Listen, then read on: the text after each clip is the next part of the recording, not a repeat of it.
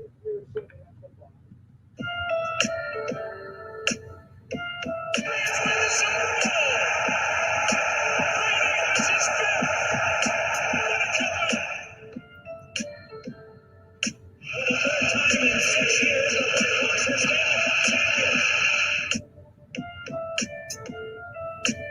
Sox fans have long been hearing the Boston Red Sox are world champions. This is going to be a tough point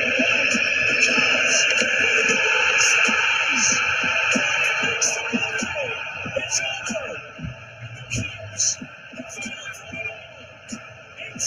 it's over. Welcome to the best sports podcast on the planet. This is Triple Shot Sports. I am your host, Brandon Combs. Football is back, baby. I am joined, as always, by the Soup Boss. Soup, how we doing? Microphone rookie. Well, listen, shut it. It's football day. I'm a little pumped. Wondering if, man, you watch that game on Thursday night and then you watch everything today and you see everything going on. Houston, you just wish they had a dynamic wide receiver they could just do something to help them get over that hump. If they only had a guy, there's this guy in Arizona that's just catching bombs, putting up stats. If they could just have a guy like that, man, they'd be so close. They'd be so close. Yeah, hey, they were a part of two parlays that I took today, and lost one game in each parlay. So I think I'm done with the parlays for a while. I'm just gonna go back to single teams because I would have won four and lost two today. Damn it! I've heard you complain more about parlay losses with one loss, and my thought process is just bet them all separate, and you come out on top in some way, shape, or form. Like you just get a better. So if I would have bet them all, I think they all would have been like a plus 110. But when I bet all three of them, it was a plus 883. Yeah, so that's what Vegas wants you to do. That's all they want you to do. Because then instead of being a winner, you're a loser. Sorry, man. So football is back, guys. It is time for Shop Talk. As always, we are starting off the show with Shop Talk, presented by BigDogPoker.net. BigDogPoker.net. When you sign up and deposit your first $50, use agent code Go Cubs Go. That is agent code Go Cubs Go when you deposit your first $50 on BigDogPoker.net. Oh God.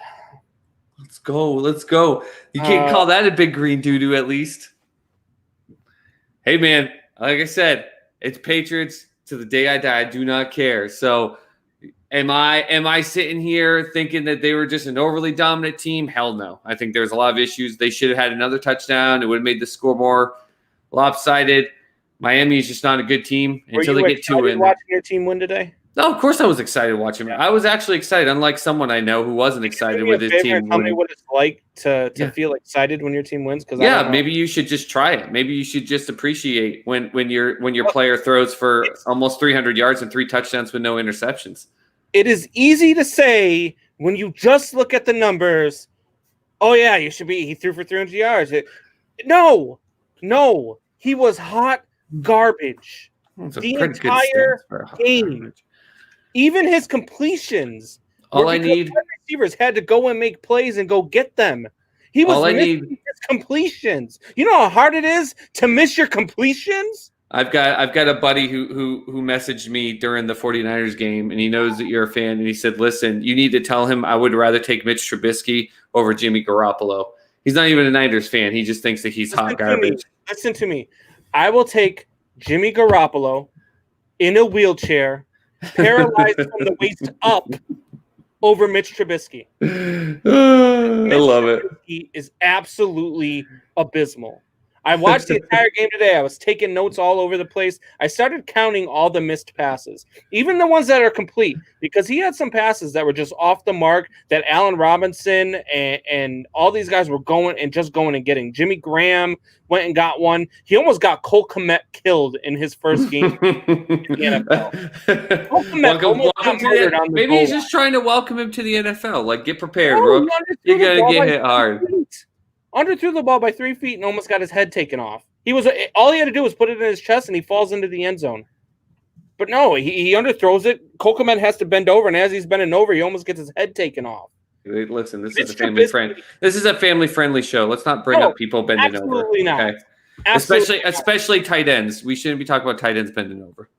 Jonathan Briggs, Triple Shot Sports. What's up? What's going on, Jonathan? What's How up, you JJ? doing? Welcome back, football. Go Pats. Hey, look, the Pats had a good game today. What a terrible homer pick, by the way, last week by me. What a stupid homer pick by me. God, I'm such a fool. Oh, man. Such an idiot. Oh, boy. Yep. Congratulations. You were right about beating the Dolphins. Hey, and I tried telling you that's the type of game it was going to be. Just threw the homer picked out and then was like, no, Cubs World Series is the greatest thing in sports history. I'm out. I'm out. Where you going, Tim? Why are you out already? LSU didn't play yesterday. Why are you mad? Yeah, what's going on, buddy? Maybe he's a Bucks fan. I don't know. What's his NFL team? Hopefully he's not a Bears fan. I might have just pissed him off. Maybe. The first thing I did after the Bears game was I started listening to Chicago sports talk because I want to listen to how stupid fans are, and fans are retarded. Why? Because they're stupid. They're coming in and they're calling in sports talk radio talking about, I told you Mitch Trubisky was good. I told you he could win in the NFL. Did you see he did win in the NFL? Did you see him in the fourth quarter? Did he win? Yeah, you know what else I saw? I saw overthrow Jimmy Graham by 6 feet while they were in the red zone. I saw bad. Overthrow Cole Kmet and almost get him killed. The guy can't go through progressions. He can't. He can't see a field. He cannot check down. He can't go through progressions. He gets all flustered. And then when his guys are wide open wide receivers, and he's overthrowing and underthrowing, I don't understand. I don't get why you're so mad. This is one win better for you in your prediction and in your bet with the Bears beating out the Lions. Not only that, they got a head-to-head win. You should be praising Mitch. Put him on your mantle. No, there's probably a reason why you haven't gotten rid of. It's time to go eat. He's just hungry. He's just hungry. Go Cardinals. And not the NFL version, by the way. Yeah, no. I'm waiting for you to spin that. I don't understand how, when you have to change your play calling to allow your quarterback to only throw 3 yards downfield because it's the only thing that he can throw on the money, how you can continue to go forward with the quarterback like that. You can't. Their play calling was hot garbage. Hot garbage. So was it the play calling or was it Mitch Trubisky? No, it's because they have to adjust for Mitch Trubisky. It's all he can do is throw 2-yard outs. Anything over 2 yards, and he can't complete it. He can't throw it on the money. You're the most angry week one fan winner ever. And we won. He won in a great. How bad he is in a great fashion. He won. He also won, by the way, in a very close game. And as I predicted, he's only going to need to do that 2 more times and then fall apart in the fourth game, and they'll bring in Foles halfway through the fourth game. So it's working for me. That's even worse because now we have to listen for the next week about how Mitch Trubisky is our quarterback. He is your quarterback. I don't get it. He's your starter. He's your winner. What a fourth quarter. That's Hall of Fame numbers right there, Combs. Look, did you see that Hall of Fame fourth quarter he had? He outthrew both Breeze and Brady, I think, in the fourth quarter for those two combined. Let me ask you a question, because I know you're being I know you're trying to push buttons right now. Let me ask you a question. If your quarterback throws 16 incompletions, and this is a serious question, 16 incompletions, how many of them do you expect are on him? 16 incompletions. Well, I mean, if my quarterback is Mitch Trubisky and they don't call the plays very well, none are on him, especially if there's a tight end bending over in the end zone. I can't blame him. For real, in a normal situation, the Patriots last year with Tom Brady, if Tom Brady throws 16 interceptions or 16 incompletions, how many are on him? Well, I don't know. About 8 or 9, right? I don't know how you can really. Well, it's on him. No. Hold on. Let me clarify. It's on him because he purposely threw the ball away, or on him because he messed up. On him because he either overthrew, underthrew, or just completely missed his target on purpose, or no? Because on accident. Because good quarterbacks throw balls away on purpose. Trying to complete a pass. I don't know, like 16 incompletions. Yeah, I would say. Yeah, I would say about 6 to 10. depending on the defense they're playing. 16 incompletions today, and I counted 14. 14 were because of underthrown passes, missed wide open wide receivers, or overthrown passes. Not because he was trying to throw the ball away, because he was trying to complete a pass and he just couldn't because it was more than 3 yards downfield. I would like all of our freaking if NFL minds in the front office and the coaching staff can't see this, I don't know what the hell they're doing or why they have the jobs that they have. I don't understand. I would like all of our fans that are Bears fans that are excited about what they saw, especially in that amazing fourth quarter, that Hall of Fame fourth quarter. You should come in on Shop Talk right now. Let Combs know. You got to relax, man. I mean, we beat the Lions, the amazing Lions, 3 touchdowns. I mean, and that's Hall another of Fame for all you guys numbers. like AG and you guys over there at Strikeout Beer that are talking about the Detroit Lions and how good they're going to be. They lost a game that Mitch Trubisky handed them. They lost a game where Mitch Trubisky played like that. No, well, in the fourth quarter, he didn't hand it to him. You want them to go win the division? There's no way.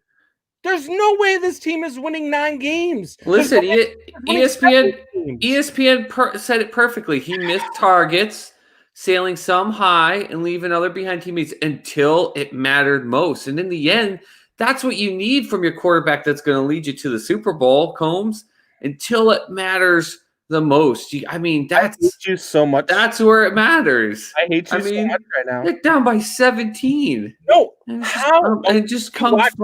Any of the completions? Did you actually watch any of the game? Any of the highlights? I watched all the highlights, man. All those 3 touchdowns that he threw for that amazing comeback. Did you see the amazing catches that were made? Yeah, because the ball was put only where they could catch it. That's what it comes down to. No interception. Hey, it's not like Stafford. You are so hell-bent on your prediction being right that you can't even talk honestly right now. It's not like Stafford who threw for 2 picks. You can't even talk honestly or talk honestly. He got 1 touchdown and 2 picks. Stafford did. You would like to see Mitch Trubisky quarterback for the Patriots? For the Patriots? Yeah. Well, right now, I would give Bill Belichick, after what we saw with Cam Newton, I would give Bill Belichick any quarterback, and he would probably find a way to make it work successfly. Okay. Not Super Bowl. He doesn't have a Super Bowl team all set up like the Bears do. So you got to remember, man. Hoffy, listen to me right now, Hoffy. The truth, Trubisky. The fourth quarter was truth time. Paul Pierce will give that over to him. Paul Pierce was probably so just overwhelmed because you gave him that nickname. Time to talk about football. The Pats won with good Cam Newton today. They won with an above average Cam Newton. They won with a Cam Newton though that picked his spots when he needed to, which was good. Yep. He dove early a couple times, which was good, but he still leaned with his head. He still ran into linebackers and dragged them. And as great as it looked, when they go against the Miami Dolphins defense, great. When they go up against the Niners defense, the Seahawks defense, the Ravens defense, that's not going to happen. And he's going to get hurt. It's great. They got the win. Definitely. In fact, it should have been 28 points and N'Keal Harry fumbling at the 1 into the end zone. But at the same time, Pats Nation, I know we're pumped. We got to win. Great. We got to let Bill put it through the system. Great. But that Pats team that I watched today is not going against the Seahawks, the Ravens, the Niners, and coming close. That same team is going to get their rear ends wiped to and fro. So now it's about to talk about a prediction that we made that does not look so good after today's game.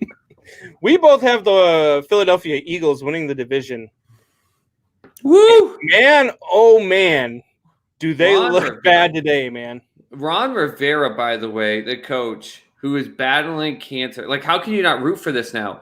He not only coached this team to do it against the Eagles with the quarterback they have and not Alex Smith, but during halftime got an IV so that he knew that he could get through. Like, balls of steel. It's amazing. Absolutely amazing.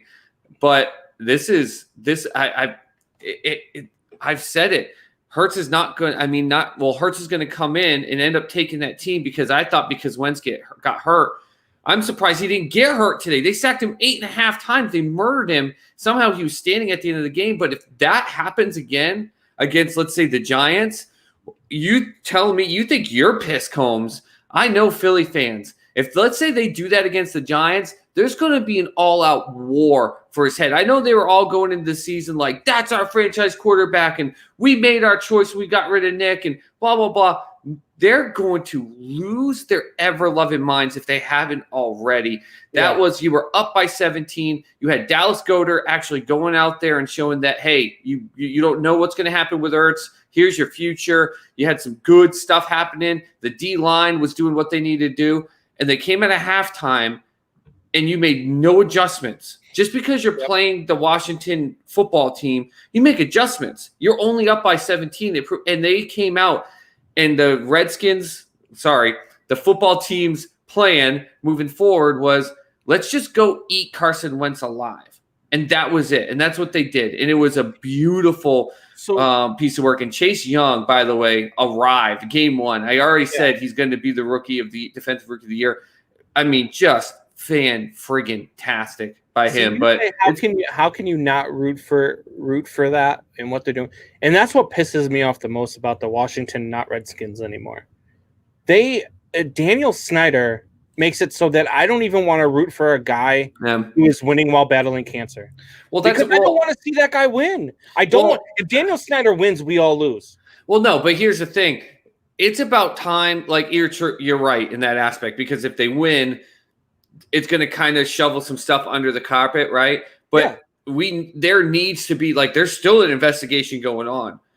There just needs to come something that just says, Dan Snyder, you're gone, because that's the only piece. The players on that field, I know a lot of people had problems with who Adrian Peterson was. He's gone. You got Ron Rivera battling cancer, doing an IV halfway through. A group of guys that said, we're going to go out here and prove the world wrong. We're not garbage. And the only thing left is Dan Snyder. If the NFL could just figure out whatever the hell this investigation thing is and just get rid of him, then, yeah, it would be great. But you're right. The only thing that does suck is that now you've got Dan Snyder sitting up there smiling like a jackass, thinking that he's the friggin' Mad Hatter and genius of the NFL. It's terrible. It's terrible in that aspect. But Tim Leonard says the Lions met their tax charity contribution today by letting the Bears. They did too, because even though Mitch brought them back and they won, what was it? Swift, the rookie running back there, the second to last play, he dropped the game-winning touchdown. I mean, they should have won the game. Tim Leonard, hell no. All right, first of all, Junior, I love you, buddy, but stay in school. It's hell no, N-O. Hell nah. Hell nah, kid. Like you're just half-witted and haven't been to school your entire life. Hell and nah. The win, and they just suck. Detroit. Look, I agree with that. Look, the Detroit Lions did not. They just suck. They're not going to be good, and anybody who thought they were going to be good was out of their minds. And I told them that from the time that they said that they were going to be good. The Detroit Lions are not going to be good this year. And as pissed as I am about the Bears, as pissed as I am about that team and the quarterback play of Mitch Trubisky and how blind everybody is to it because they win, that's what pisses me off. That's why I'm such a mad person about a win, is because now we're still stuck. If they would have lost, everybody would have been clamoring for Nick Foles next week. We probably would have got him. The way Mitch Trubisky played in the first 55 minutes of that game, he was getting benched next week. And Nick Foles was coming in. Yeah, well. And then they go and win, and now we're going to have to stick with another. And now they're going to play another crappy team who, you know what, he's probably going to play crappy again for another 55 minutes and then pull out another thing. And then Soup Boss is going to be freaking right. Mitch, let's see. Fourth quarter pitch, Mitch. I'm trying to come up with a fourth quarter. TSS fans, give me something. We need a fourth quarter, nickname for Mitch, just to get Combs going. I love it being on this side, by the way. We need the fans to help me out. I don't need to be the one always screaming at the microphone. So fans, help me out. We need a nickname, a fourth quarter Mitch nickname that we could just remind Combs about the truth. Trubisky, fourth quarter truth. let Combs know that his heart for his team belongs in the W in Mitch's pocket in the fourth quarter. Mitch the clinch. Yeah, he clinched that game. Look, I said this when they were 12-4. I promise you, I said this when they were 12-4, and when they went into the playoffs against the Eagles. I said, yes, I get that they're 12-4. They have a really solid team. They are a quarterback away from being a Super Bowl team. A quarterback away, and they're still a quarterback away.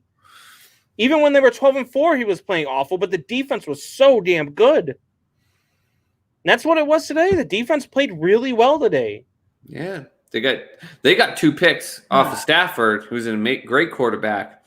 No one got a pick on Trubisky, though. 3 touchdowns, 0 pick. Think about that. Tom Brady threw a pick 6. Some of the best quarterbacks threw. Mitch, you got to look at it this way. I hate you now. He's almost as good as my boy Minshew, who also threw no picks. I mean, that is amazing. And the Texans should have thrown in the first half yesterday. Jerk. Winston's available. I heard. I'd take him. Jameis. I would take him. John. He's already made this statement about him being the top 10 quarterback, and he would take him any day over in the NFL. He would take him over the other 2 that they've got there and be okay. Like the most hilarious thing is if Winston was in that game today, he probably would have thrown for 2 or 3 interceptions, and somehow Combs and they would have put up 50 points. He would have been happier with a quarterback doing that. With Winston today. Because Mitch maybe overthrew a receiver, but at least he didn't throw it right to the gut of a defender. Bears should have won that game comfortably. They should have been up by 3 scores. With any other quarterback in the league, the Bears win that game going away. They did. I was sitting there texting you because you, a Bears fan, couldn't even watch your own team. I let you know. I was excited for him. No. I turned it off for a little bit to watch the Cubs game. Oh, yeah. See, you gave up. You gave up. You turned your back on Mitch. You're mad at yourself, Combs. Just admit it. You're mad at yourself for turning your back on your quarterback. How dare you, sir? How dare you? Hey, Happy, I'll take Rosen too. John Hoffman, you go get on a Bears uniform, and I would take you over Mitch Trubisky. I'd take this idiot sitting to my right. You still can't point the right way. You did it right the first time. Go this way. You have to do this just to make sure. At least Mitch Trubisky doesn't get his directions mixed up. That's for sure. God. Am I the only? No, I'm not in awe of Sophie Stadium. You know why? Because I've already seen Sophie Stadium. It's called Cowboy Stadium. No, SoFi's way better. Way better. It looks the exact same. No, it's not. No, it's not. Don't say round thing with that halo in the middle of screens. Yeah, a huge halo is not the same as a big screen in the middle. Plus, the whole architectural aspect of the stadium and everything around it is way different and way better. I work with the group that were part of the design group for that. Don't even go there, buddy. I just threw the architectural design card at you. Wow. Oh, just like I threw my Mitch is clutch in the fourth quarter card at you. Yeah, I can't wait to watch this game. The Cowboys and Rams. Yay. After we just got off of freaking Tampa Bay and New Orleans, I can't wait to watch Dallas and Rams. Good job, NFL. Well, it's not like you would want to watch a whole game anyways. If it was the Bears, you turn it off. God. I'm glad I could carry that mantle for you, by the way. I'm glad I was there as you're sitting. I'm so glad I was like the designated driver. I turned it off to watch parts of a no-hitter. Does anybody know that there was a no-hitter in baseball today? I don't think anybody knows. Did you just speak Spanish? I know French. I don't know Spanish.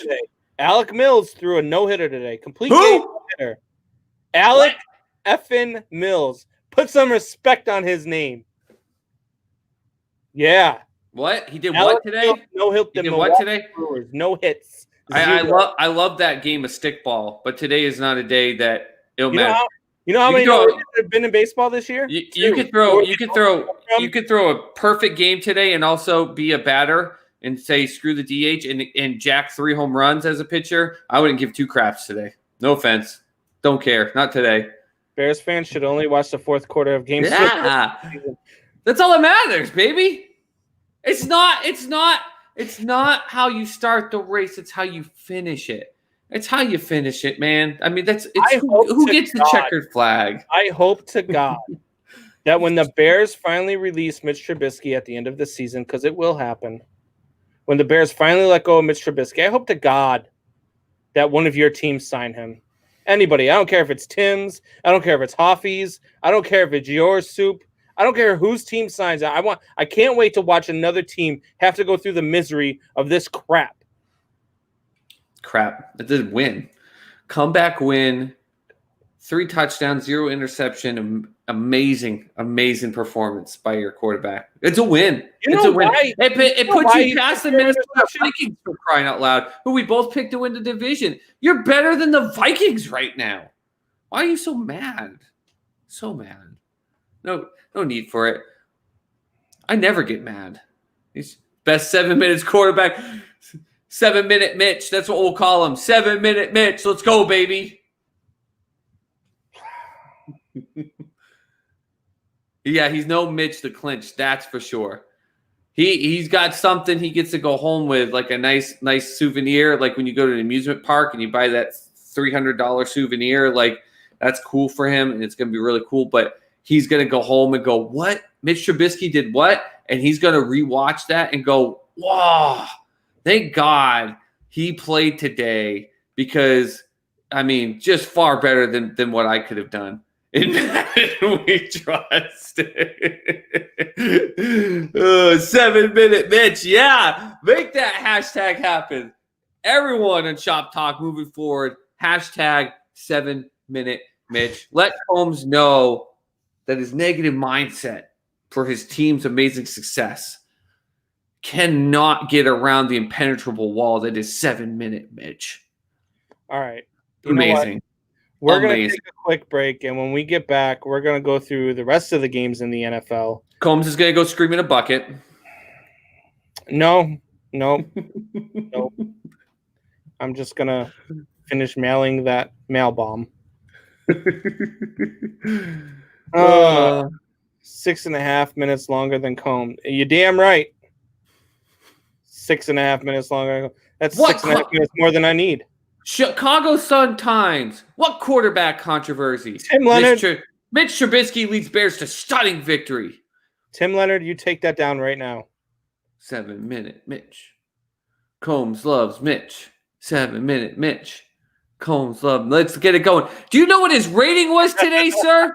Do you know what his rating was? Hashtag 7-minute bitch. Sorry, Dad, for the mouth. His rating, by the way, today. It's a 104.2. A 104.2.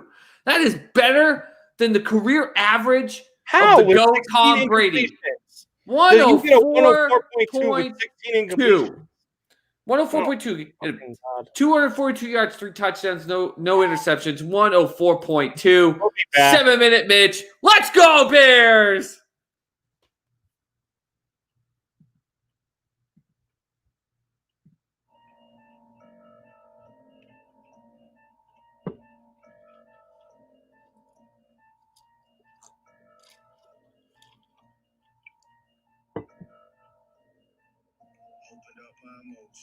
Just to make me pussy. Tell the trolls keep trolling. Bet your ass won't push me. All you ass do is push keys. You exciting my demons. Even demons scared of me.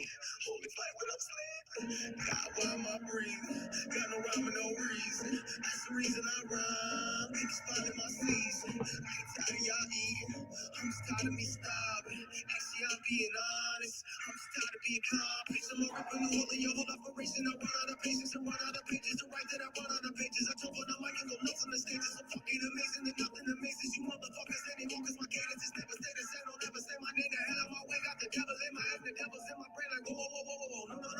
Not gonna slow the flow down so you supposed to know what I'm saying until you replay this shit over and over. I'm only admitted and already said more than you say in one of your albums. Wow, standing in the ring and ready to get it and let me know who want a problem. Holla, I ain't never ran a fuck what you thought. One more battles than you ever fought nowadays. Do 6'9" and then tell when they get caught. I'm sticking to the code. Jump before the signs, like with the flow. Only getting hot to hit the road. Trying to make these dollars. Even book motherfucker, everybody. It's my gun, oh my gosh. You see me with the lights on. It's a motherfucking star.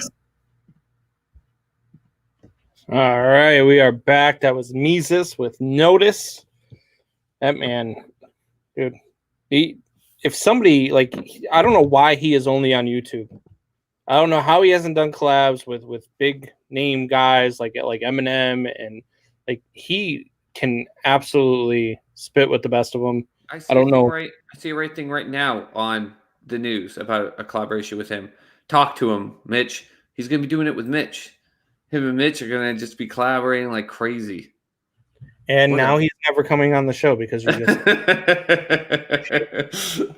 Oh, man. All right. That's my last Mitch joke. I promise. I doubt it. I promise. It's so easy. All right. So, look, we are 49 subscribers on YouTube away. I'm just disappointed. I am too. Look. There's no... Those Mitch Trubisky could... All the papers are in there. Something's getting taken away tonight. Unless 49 people who are watching tonight want to go and subscribe on YouTube, and then I don't have to take away another prize. If there was only a Mitch Trubisky hero that we could have in the fourth quarter right now to get us 49 subscriptions, if 49 of you could be just like Mitch and just bring a miracle, it'd be amazing. By the way, Rams are up 7-0. Oh boy. All right. So why don't you tell the people where they can find us? Yeah, guys, so you can find us. We're going to start with YouTube. If you have no idea, maybe you're watching this for the first time, which if you are, thank you so much. But maybe you're watching this and going, what is he talking about 49? We need to get to a number on YouTube for subscribers so we can get put into algorithms more. We can be able to change up our address and everything to ensure that we're getting seen more. You're helping us out, and the more you help us out, the more content we can bring on. Maybe even get people on to interview would be great, but we need to be seen. And so we need YouTube subscribers. You go on YouTube, you just type in Triple Shot Sports Podcast. Triple Shot Sports Podcast. Trying to pronounce all my T's in there because I know from New England sometimes I chop. But you go in there, subscribe. Tell other people subscribe. If you do, we're right now at this moment giving away 9 out of 10 items. But if we get to about 20 minutes before the show is over, it will become 8 out of 10. Authentic, real, signed memorabilia from Mr. Combs himself. But we need to get to that number. We need 49 more. Over $1,000 in prizes. Well over. I mean, you've got some stuff there might be close to valued at $1,000 just for a single piece. I don't understand. I don't understand, but something else is coming out of the hat today. I'm going to get to keep another prize.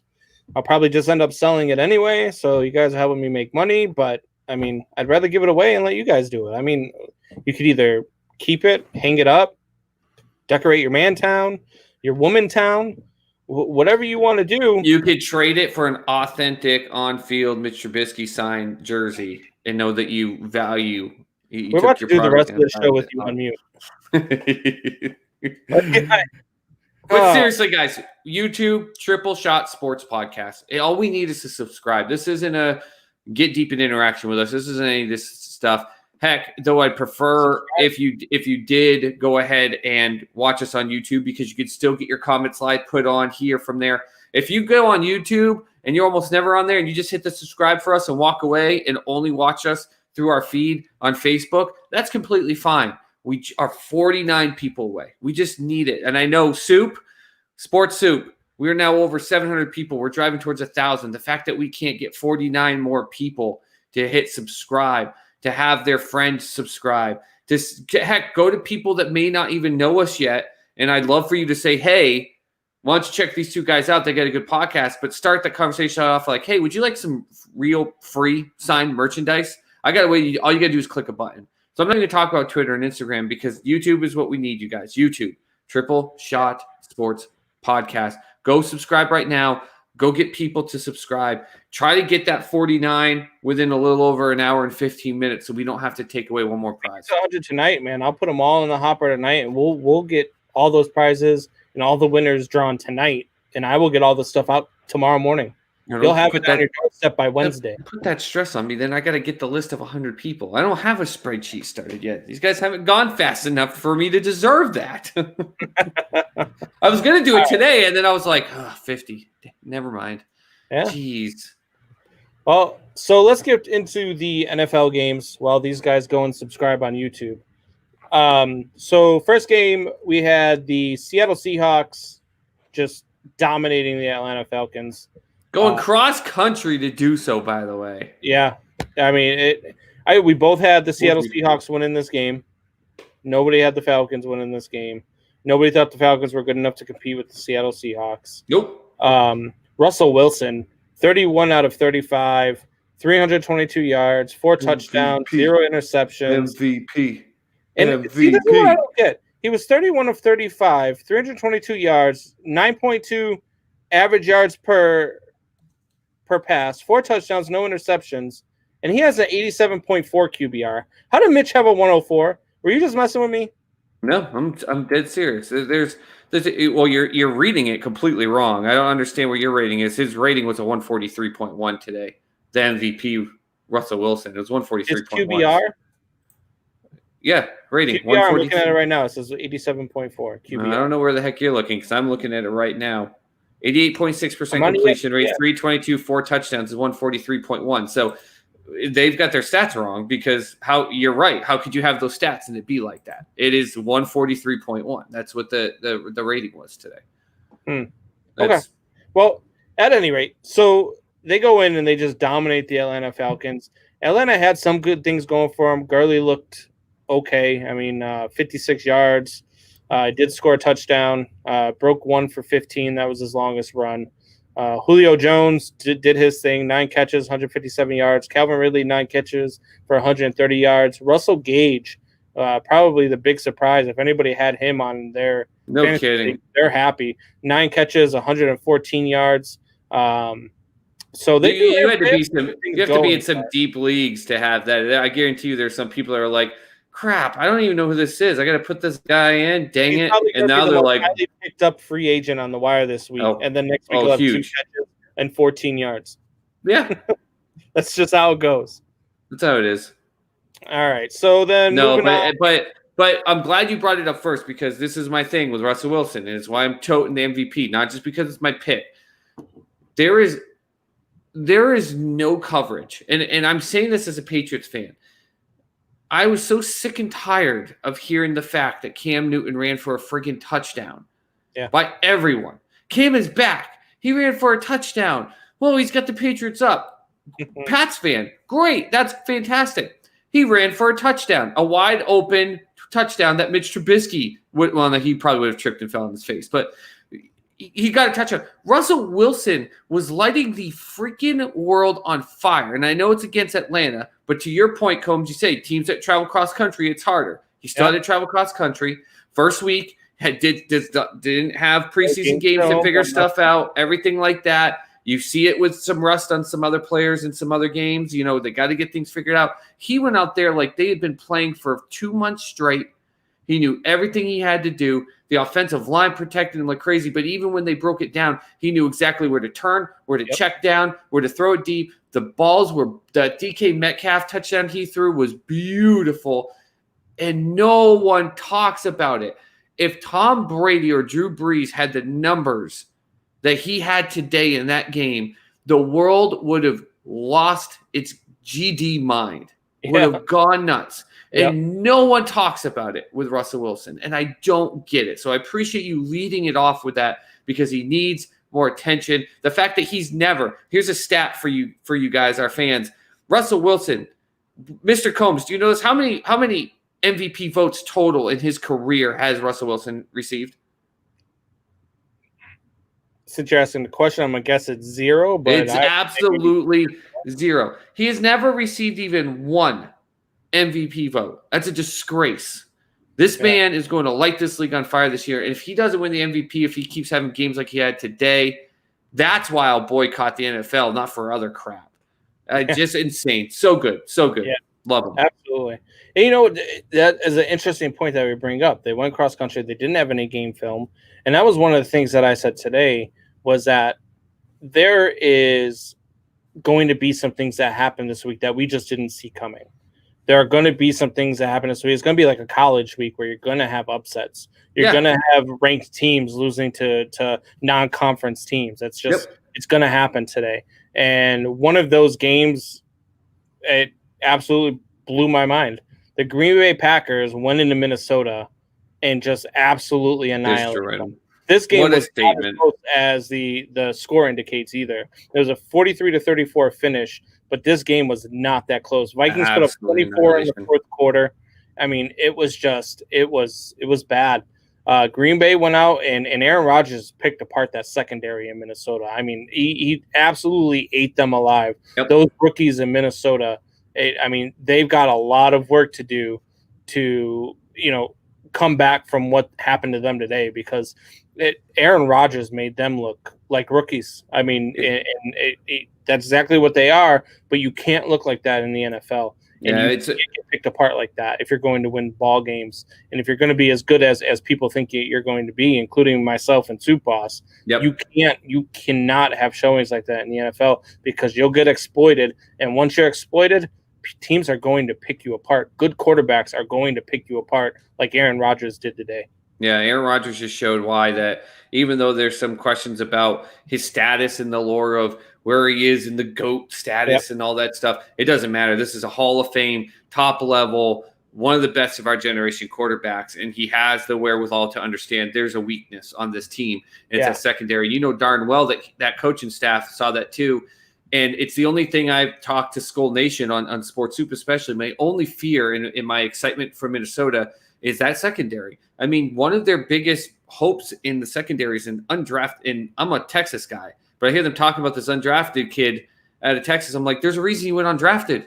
Yeah. And he was in the Big 12. We're not known for our defense in the Big 12. Like, that shouldn't be what you're pinning your hopes on. And all they did was make the thought process is you hit the quarterback. You get to him so fast, there's no chance of having anything taken advantage of in the secondary. And Aaron Rodgers in that offensive line, that team, okay, if we just give Aaron an extra second more than that defense expects, he's going to pick them apart. And that's what he did all day long up and down that field. And you're right, that score wasn't as close as it was. I know there's some – Minnesota did some good things to get the offense kind of moving and stuff like that. But you know darn well that defense, it's first week. They're not going out there and trying to get injured. They let up after a little bit. Mike Reeves and Twist and him and Benzie are both Vikings guys, man. It was a tough day for you today, Mike. Felt for you. I was rooting for you guys for sure. He says, just shared the show like 20 times on different platforms. Thank you for the love. Man. Appreciate it. Appreciate it, buddy. Appreciate the shares. Yeah, I mean, Vikings fans have to be asking themselves, where do we go from here? Because that secondary, again, I mean, the offense was dead for 3 quarters. They came alive in the fourth quarter for sure, but I'm not so sure if they came alive or if Green Bay went to sleep. Because Green Bay was just dominating, and they were up by so much that they kind of just but then, I mean, Kirk Cousins started doing some things, and Thielen, and so they did look good in the fourth quarter. I'll give them that. And that offense looks like it's going to be that offense that we expected them to be. Dalvin Cook looked really good after finally getting his contract squared away and getting his pockets a little bit heavier. He looked good, but I don't know where you go with that secondary, because like I said, today they got exploited.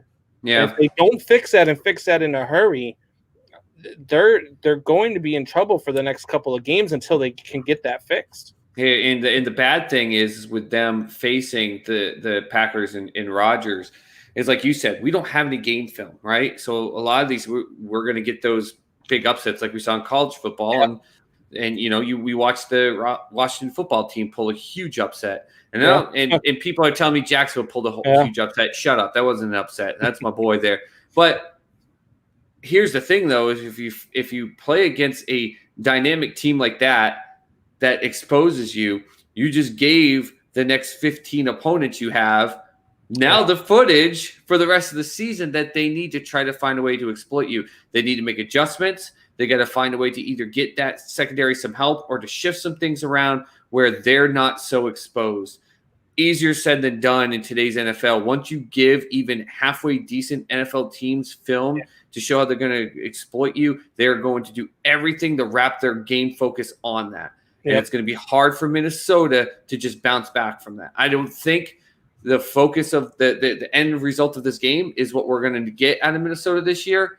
Yep. But man, they dug themselves a hole, and they're letting the rest of the NFL that's going to play against them some firepower, and they got to find a way to fix it fast. One game that I thought was going to be much better than what it was the Ravens and Browns. I thought the Browns would at least put points on the board. I mean, they are. Now, here's my question for you. Is Baltimore that good, or are the Browns that bad? Yes and yes. Or is it both? It's both. It's both. I mean, the Baltimore Ravens are that good. The only time Baltimore isn't good, and this is where they get kind of a little bit exposed, is where they have to come from behind. They were 0-4 last year when they trailed the game by 10 or more points. So the game plan for any team is to come out and try to automatically dig Baltimore into a hole. If you can do that, for some reason, they get a little unraveled. Outside of that, which is easier said than done against that defense, outside of that, they're solid all the way through. Yeah. Listen, this Cleveland, so they're good. They're really good. But listen, I did not have the confidence. In fact, I thought Cleveland was only going to score 13 points with a garbage touchdown at the end. The funny thing is they almost did that and did exactly that point total. When Baker came in, I know everyone was excited, and I actually really like Baker, even though I'm a Texas guy. I loved his attitude. I love him slamming the OU flag in the Ohio State field. I love his moxie and his players all like him, everything like that. I like his Brett Favre-esque mentality, but the problem is players like him, you need to protect them. They need an offensive line. And what they did was they saw themselves get so close to playoffs. They thought the only thing we need now is to give him people to throw to. He was already throwing to people. He made those players good. So what they did is they went and got the Landry and OBJ and a couple other pieces, and they traded away their developing and strong offensive line pieces. And now you give him a ragdoll group of people. And this is not a Russell Wilson who gets beat up, but he finds a way around it. Once Baker gets pressured, he either collapses or he just slings the ball and tries to make something happen because he's a gunslinger. They're not good. That Cleveland team is garbage. They laid a big doo-doo on the field, and it wasn't one that got OBJ excited. That's the season. They're gonna go 7-9, maybe 8-8. I put them at 8-8, and I think that will only just be because they get some good luck in some games. See, I thought that the Browns were making strides towards getting better. I love, Nick Chubb having a full season of Hunt. I mean, their wide receiving core is great. They have a good tight end. They've got a decent quarterback. And you're right. I just didn't notice how bad that offensive line was going to be. And that offensive line was absolutely atrocious. And that's their best. And that's their best right there, Combs. Yeah. And the only time the Patriots ever did terrible when you saw Brady losing the Super Bowl is why? It's because the offensive line couldn't protect him. I don't care if you have Breeze. I don't care if you've got Brady. I don't care if you've got Rodgers, Russell Wilson. Even though he did well with it when he had the worst O-line, he still struggled. He got hurt. Yep. You can't do that in the NFL today. Those defensive linemen are now 300 pounds of muscle, not fat. This is not Reggie White. It's muscle, and they are locomotives from 0 to 60 in 0 seconds flat, like just off the hit. Their goal is to go and eat your quarterback alive, and that's what's going to happen to Baker all season. It's not going to be a good season. So, Bjorn says my boy Thielen was my second to 110 yards. I think he had 2 in his fantasy team at 110 yards. That's a good day. That's a good day for your fantasy team. Freddie Rivera, who was the GOAT, Tom or Bill? Like, it's still to be determined. They're both the GOAT. Tom's the greatest quarterback to ever play, and Bill's the greatest coach to ever play. I hate the Patriots. I'm not a Patriots fan at all, and I make no bones about it. But I used to joke around with my friends all the time when they, start gloating about how good the Patriots are. I mean, yeah, it must be nice to have God on the sidelines and Jesus Christ as your quarterback. That's what you have. I mean, it's a 1 in 1A. People are going to jump all over the Tom bandwagon, and we'll get to that game next since you posed that question.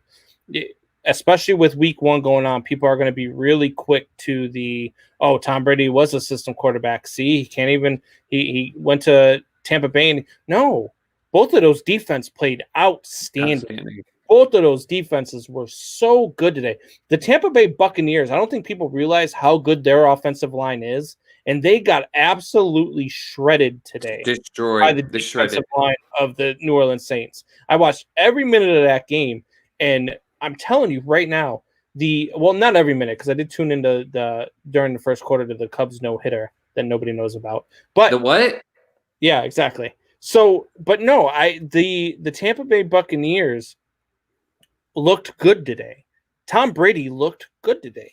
They just went. He had one bad pass. He had the one bad pass, the pick six, and you could even tell. I mean, he was frustrated coming out. He was mad at himself coming off the sideline. Yep. It was a horrible throw, and he knew it. He undercut it, and so I don't get the point where people were like, oh yeah, blah, blah. When they were down by what was it, 17 at one point? I think they were down, but they were down big at one point. I went and I put $20 down on Tampa Bay to come back because that's how much confidence I have in Tom Brady, and he almost made me right. Yeah, they started driving it back. Too many mistakes on talking about the Vikings. Too many mistakes on the secondary for the Bucs in that. You know, the Saints had a couple, but they were saved out by the fact that the Buccaneers secondary was worse. But yeah, I put it on Sports Soup. I know we were looking at Brady and Breeze in that game, but the real focus of that game should have been how both those defensive lines, especially the run defenses for both those teams, are insane. This absolutely beautiful. They read so many screens, options, delay, like to be a running back in that game today. I know Kamara got the 3 touchdowns. That was fantasy-esque at its finest because Kamara wasn't running up and down the field, though. He wasn't beating that Bucs D line. He wasn't. No. You know, it was amazing. Really good too. That Bucs defense looked really good, even though they gave up 34 points. Bjorn wants to know how you feel about the Saints going forward. I love it. It's a statement. You went in there, and everybody's talking about Tampa Bay and Tom Brady. Yep. And Tampa Bay is going to do this, and Tampa Bay might be the team to beat in that division. Tampa Bay might be the team to beat in the NFC. Talk is Tampa Bay and Tom Brady and Gronk and all the things that they're going to do that are going to be special. And hell, we're included in that. Me and Soup have been saying Tampa Bay is going to be good this year. They're going to do something special. And they went out there and they made a statement. And with 30 seconds left, running the ball to the corner, stop them. You don't want to put it in the end zone, stop them. And they did. I mean, they ultimately stopped them on like 1 inch line, but that's what it is. I mean, they were just making a statement. They were trying to say, hey, look, I don't care who you are, Tom Brady. I don't care what you guys think about the Tampa Bay Bucs. We're still the New Orleans Saints, and until you beat us, we're the team to beat. Yep. It was a huge statement. That's the whole point. Everyone's looking at it. I mean, I got the Bucs going 13-3 and the Saints 12-4, and a lot of people have that aspect with those two teams getting a lot of wins. They still have to face each other twice, and you have to, when you face each other twice, and you're expected to be the two juggernauts potentially in that division and part of that really good NFC. You got to make a statement when you can. And as a Pats fan, trust me, there are plenty of times the Patriots made statements just like that. I mean, the poor Tennessee Titans, there was a year where they should have had all the Tennessee Titans thought that they were starting to build something, and there's a thought process that they could be the wild card team that the Pats would face if the Pats had the 3rd seed and everything. And that's all there was talk in this game that came up, and they just stomped their throats in. And Brady was still out there throwing halfback fake outs, then just straight seam throws right up 30 yards up the field, like with 3 minutes to go in the 4th when they were up by like 30 something. So to me, I think it was good. I think it was good because again, what if Drew kneels it down or they just kind of punt it away? Do you think Tom Brady's going to come out and go, okay, I'm just going to hand the ball off? Hell no, he's not going to hand the ball off. Tom Brady's going to sit there and shotgun. And he's going to go try to throw the ball down the field and try to score. So and then they're going to kick an onside kick, and who knows if they recover. Yeah, there's all sorts of – you absolutely – and until the game is over, until the clock reaches 0, and Tom Brady's proven it time and time again, you can't give him any bit of hope. You just can't. I mean, ask the Atlanta Falcons. I mean, you just can't do it.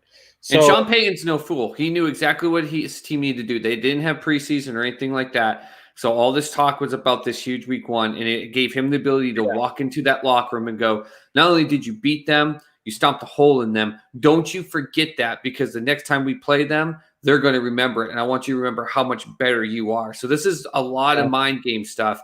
And I think he did that, ensuring that the next time they meet down in Tampa, because they're going to be the away team, and we could potentially have fans at that time, even in a small capacity, it would still be some fans. He's got to make his players remember you were the better team from beginning to end. I think it was a great thing to do. I have no problem with it whatsoever. Yeah. All right. So to one of the probably most exciting games of the day, just back and forth. You had the Las Vegas Raiders beating the Carolina Panthers by 3, again, going cross country to do so, and winning in Carolina. This is a game that I had picked Carolina to win. I thought that they were going to come out and Teddy Bridgewater was going to, be very good. And I thought that defense was going to hold Las Vegas to under 20 points. I only saw Las Vegas coming in scoring something like 17 and Carolina winning 24-17 or something like that. But, Derek Carr came in. He looked good. Teddy Bridgewater looked good too. I was going to say, 34, 270 yards, a touchdown, no interceptions. Managed the game. Yeah, and Christian McCaffrey did his thing. It was just a back and forth game. Neither defense really showed up. Both offenses looked really, really good and on point. I think the problem moving forward for both of these teams is their defenses. And how do you stop teams from scoring? Because now you have to score 30 plus points a game in order to win. And, I don't know how either one of these teams competes like that, but I guess we'll see moving forward. Maybe this was just an aberration. Maybe, again, we're going to see weird things in this week 1. And maybe this might be one of those things. I think you got exactly what we expected. I know that you picked Carolina, and I think I might have still picked Carolina too. I might have picked Vegas. I can't remember, but nonetheless, I remember fully thinking it was going to be an extremely close game because I think Vegas was going to be around what we thought they could be, and then Carolina was going to be better. So I think if anything, both these fan bases, even though Carolina's fan bases, bummed they didn't get the win, this was not the Carolina team you got last year. You're way more excited. You got Teddy, who can manage the game. You've got the wide receivers 1 year better. Christian McCaffrey didn't have to go out there and get himself killed and do everything on the field. They still had a chance to win it at the end of the game without him constantly just everyone knowing it was going to him. And then for Vegas, I mean, you're quote unquote, again, for the Raiders, another new chapter. But this is really something where there was some controversy. They brought Mariota in with the thought process of testing Carr and pushing him. And then if Carr shriveled up, Mariota was going to step in, and it was the complete opposite. So fine, now you get to twist it as, okay, well, they bonded more. We went and got Ruggs. We picked, that was a big thing in the draft. They had Judy there, who was considered a better route runner, and CD, who was considered more explosive. And they said, no, we want the speed of Ruggs. We're going to go out here. We've got now Jacobs at running back. We're going to spread the field out with speed. We're going to do this. They got Nelson Aguilar, who ended up getting a really nice catch in the end zone for a touchdown. So their goal was to be able to go home with a win and tell their fans, hey, listen, we didn't blow anyone out, but we got the win, and we can do that each week. But to your point, especially the Raiders, you play in that AFC West, you got to face Kansas City twice. There's just that defense that I saw in that game for the few times. Kansas City's going to annihilate them. So they're not there yet, but it's good to see. It's good for their fan base, that's for sure, especially where you're building a brand new one in Vegas. So yeah, no, I agree. Hey, so for some of you guys, and I've noticed this a few times now, that are commenting, sometimes for some reason on StreamYard, not all of the comments come through right away. So I've seen that Strikeout Beer has commented, but they're not in our, on my thing here for all the comments on StreamYard. So I'm not sure what's going on there. I've seen it before happen where I go back in after the show and I watch and I see some comments that I didn't see.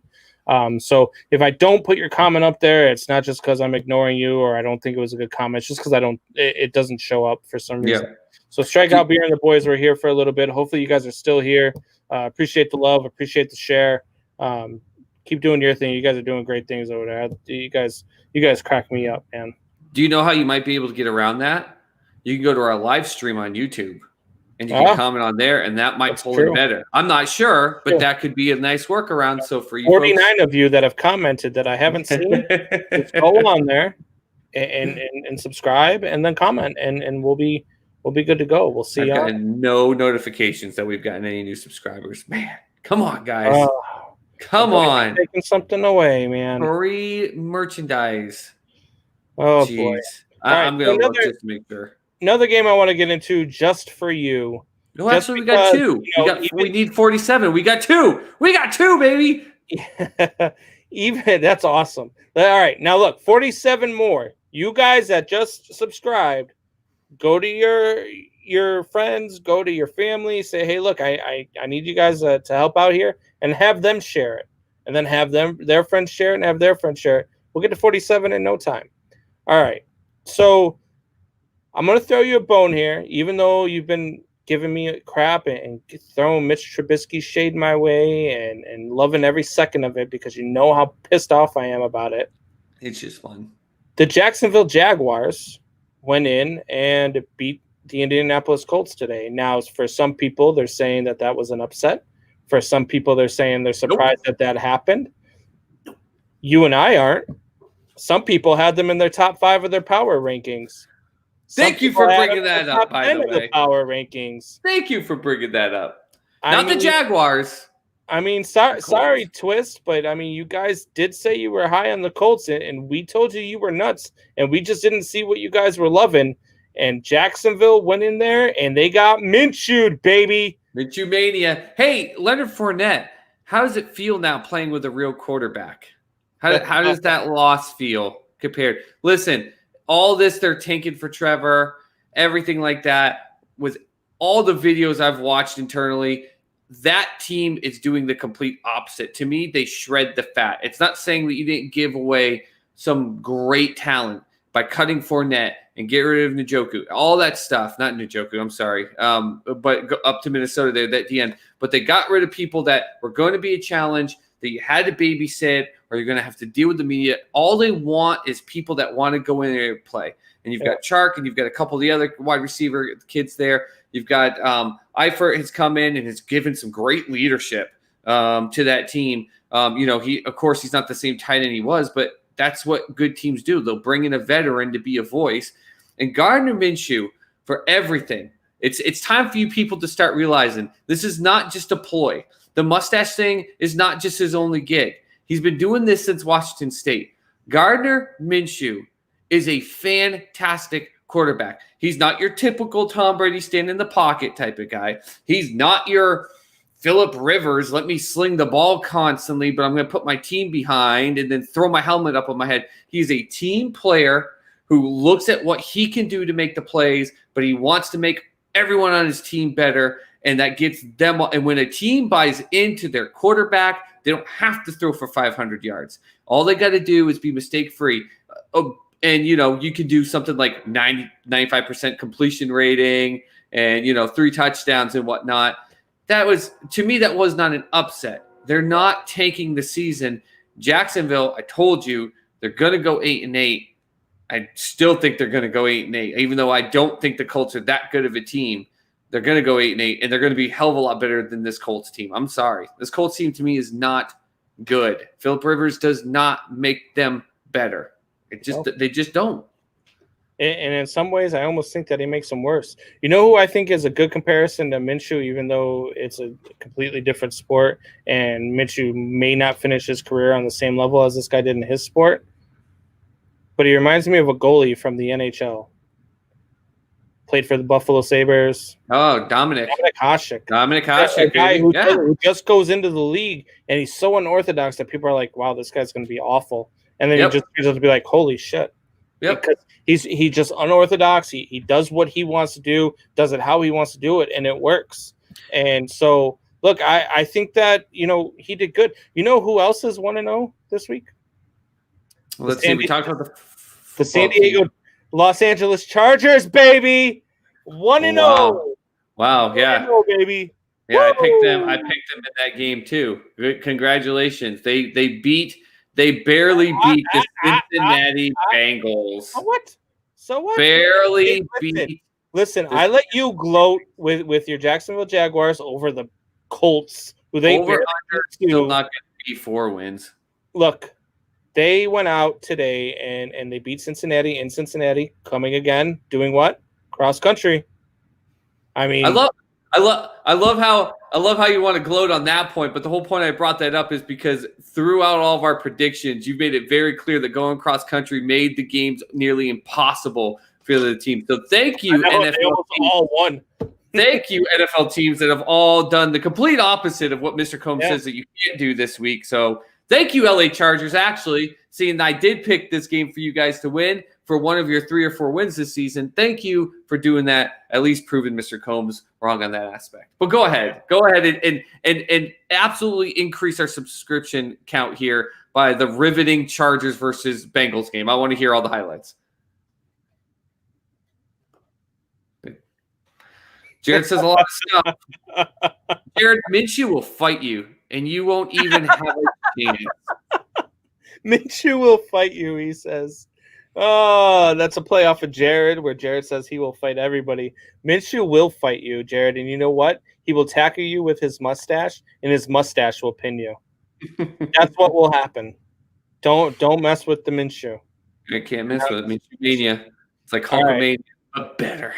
Brother. So we are going to take a quick break. We are not yet going to pull a name out of the hat since we are gaining subscribers. We are going to give it a little bit more time. Maybe we can have something happen and we get those other 47. And instead of pulling a prize from the hat, we can pull names and figure something out for tonight to give away prizes. But so we're going to take a quick break. And then when we come back, we will touch real quick on NBA and NHL and then get right back into NFL because I think tonight is a NFL type night. But some of the other sports do need some mention. So we'll be back here in 30 seconds.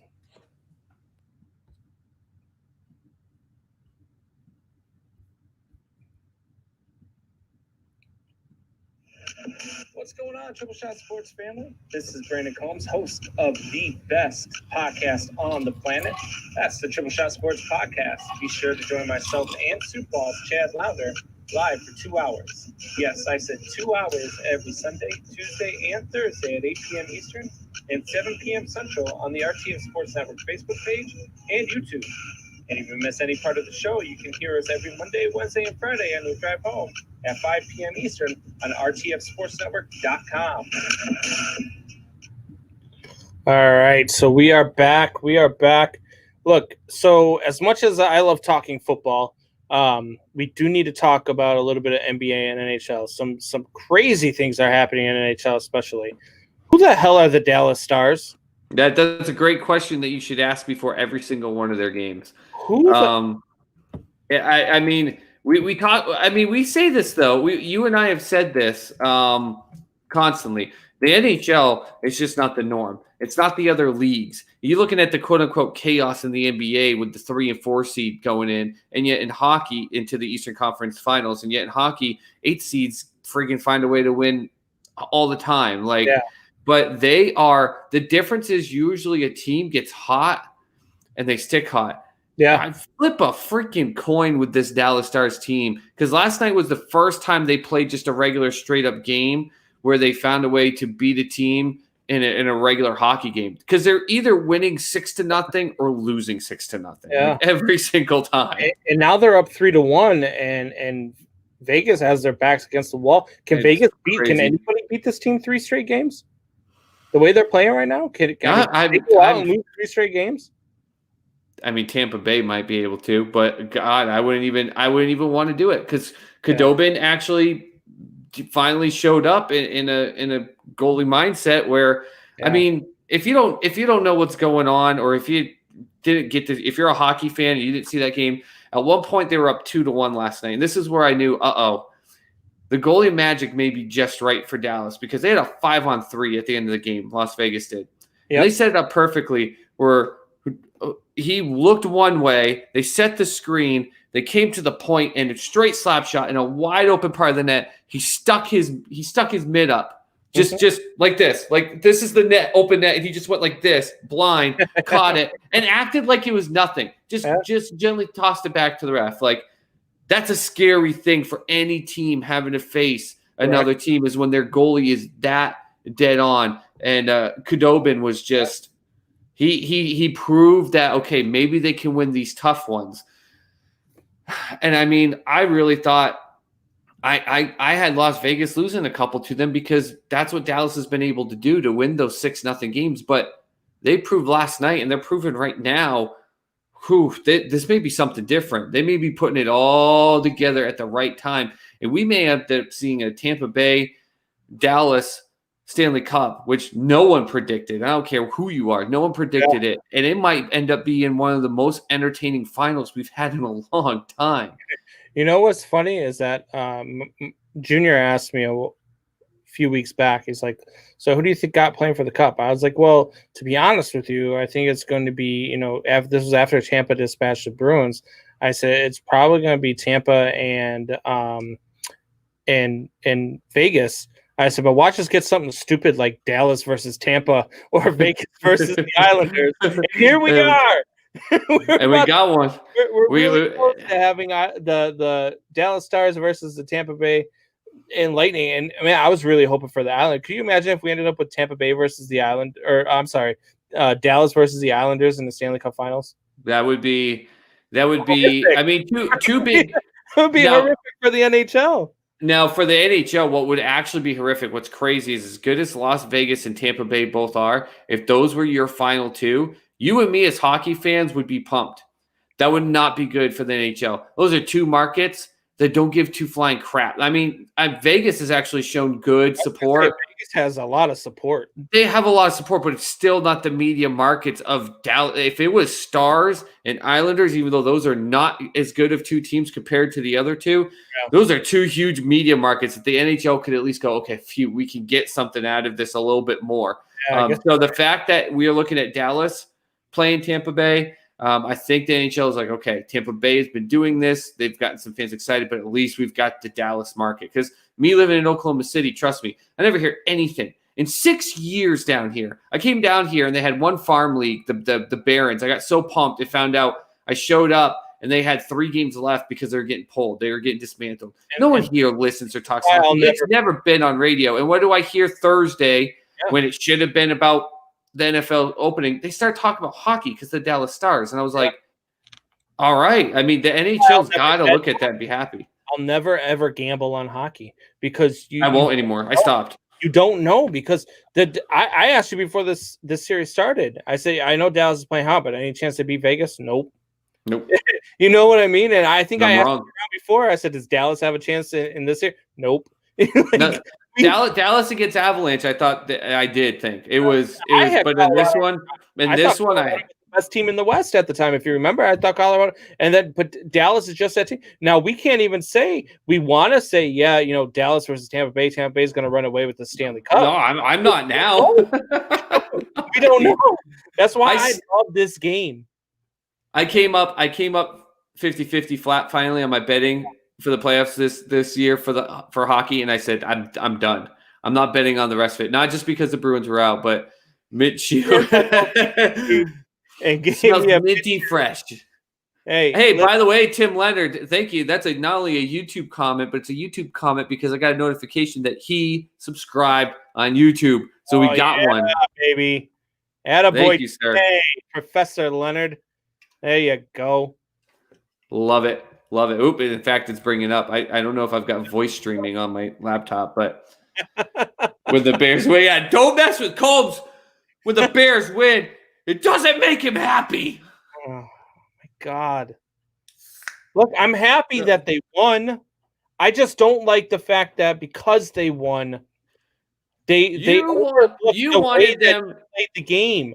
You wanted them demoralized, so Big Dick Nick came in the third quarter, and you're pissed because it didn't happen. No. He should have come in the third quarter because they should have been demoralized. The way Mitch played, Mitch did not play well, and that's what bugs me about the way that they won is because now you're going to sit there and he's going to get another week, and he's probably, like I said, and like you've been predicting since we made our predictions, he's going to do the same thing that you predicted, and he's probably going to do the same thing against the Giants. I don't know if he does the same thing week 3 and 4 like you think, because you're playing against much better teams. But No.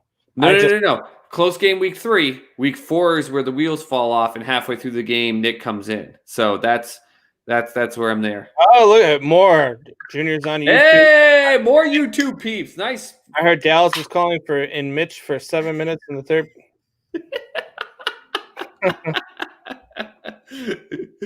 Oh, You know what? Just These because are it's just a YouTube comment, I'll let it go. YouTube comment. My God. I this can't. is great. All right. Now, what's going on in the NBA, Soup? I'll let you tell me because nobody knows. You didn't know? Listen, we've gotten not only Boston moving forward in Toronto, but in what it might have been one of the best. I mean, we already had Oklahoma City and Houston go to 7, which is a great series. Even better was Salt Lake City and Denver go to 7 games, which was a nail biter right up to the very last shot. And then Toronto and Boston left it all out on the court. I mean, those two teams were exhausted. Lowry was just putting with Kemba Walker in his face just in game 6, ridiculous shots. They went back and forth. Whenever one team got a lead, they came right back. Just amazing. Of course, I'm pumped because my boys at Green won. But Toronto, I know it's a down, it feels down for them because they won the finals and everyone was like, well, they're not going to be a good team. And then they were fantastic without Kawhi. But what an amazing series. I hope that goes to a rivalry. But I predicted Eastern Conference Celtics, and I predicted the Heat. And I told you before we did any of the bubble stuff, the Heat are the team to watch. They're the one that's going to come and sneak in on everyone, and no one is going to pay them attention, and they're going to be the team to beat. And so as much as I want to be 100% wrong, I've got the Heat going and winning that series in 6. I just think they're just ready to go. And the Celtics, thank God they got some days off to rest because they're exhausted. And on the other side, we've got today, of course, and of all the news, like you said, a no-hitter, no one cares. There was an NBA playoff game today no one gave 2 craps about, but Denver forcing a game 7 against the Clippers. So that's going to game 7. Wait, Denver Nuggets are in the playoffs? Yeah. They're just like one of the better teams. They beat Utah. I remember they beat Utah and they keep winning. Hey, they keep winning. Hey, 7th game. Yeah, I'm one game away from my final 4 prediction being right, which was Lakers and Nuggets. But let's come down with all this excitement. The freaking Lakers once again have a game 1. I swear they do it just because they're bored. Let's lose game 1, guys. Let's just see how many people then count us out. And I wonder if they take bets. I wonder if they go in the locker room and do like over-under, like 113 stories that say, like, can the Lakers be upset? Because then they come out games 2 through 5 and just destroy. James Harden. Does it matter if the Nuggets, who wins game 7? No, this might be the most exciting part of the rest of the Western Conference playoffs is game 7. It doesn't matter, but it's going to be the only close game. The winner of it will probably get game 1 win against the Lakers just because they want to see if they can do it again. Who would you rather see against the Lakers? Would you rather see who gives them a bigger challenge? I think. Okay. So who would I rather see? I'd rather see the Clippers, the LA with Kawhi, everything like that. Kawhi's always been very good. Kawhi beat LeBron last year. Exactly, and Kawhi knows how to play them, and I think they give him a good chance. The difference is with Denver is that Denver is a team that LA doesn't really have a formation set up to go against. And it's one of those things where everyone thought that the Clippers, and they were up 3-1, like, okay, it's going to be easy. This Denver team is just strong. They're built to be able to do every type of formation, every type of defense. They have like 14 different defensive setups, very similar to what Toronto does. No matter what, I think, like you said, it doesn't matter. Excitement, like more fun for the whole 1.5 games that one of those two teams will compete. I mean, the Clippers will probably be more exciting. Out of the East to face the Lakers? What's that? Does it matter who comes out of the East to face the Lakers? Yeah, I think that's different. I think both the Heat and the Celtics are 2 teams that at least can give the Lakers a ride. I really do. I think there are 2 teams that can make it competitive. I think there are 2 teams that can make it go 6 or 7. Were they this good before the break? They were the sneaky, quiet team. They were the Russell Wilson and the Seattle Seahawks of the NBA, and that's why I said it. Like they were the 4 seed, so people were like, "Yeah, it's the Heat. LeBron's not there anymore." Like, do you know the amount of people that just had no idea that they had like a huge pickup in the offseason and that they were doing so good. And I watched them play this season. I just said they are just top to bottom. They're young players, they're older players, they're veterans. They just know how to play basketball. You watch them and just go, all of these individuals have smart basketball IQ. They know how to play this game, but no one talks about it. LeBron just confirmed the appearance of Mitch.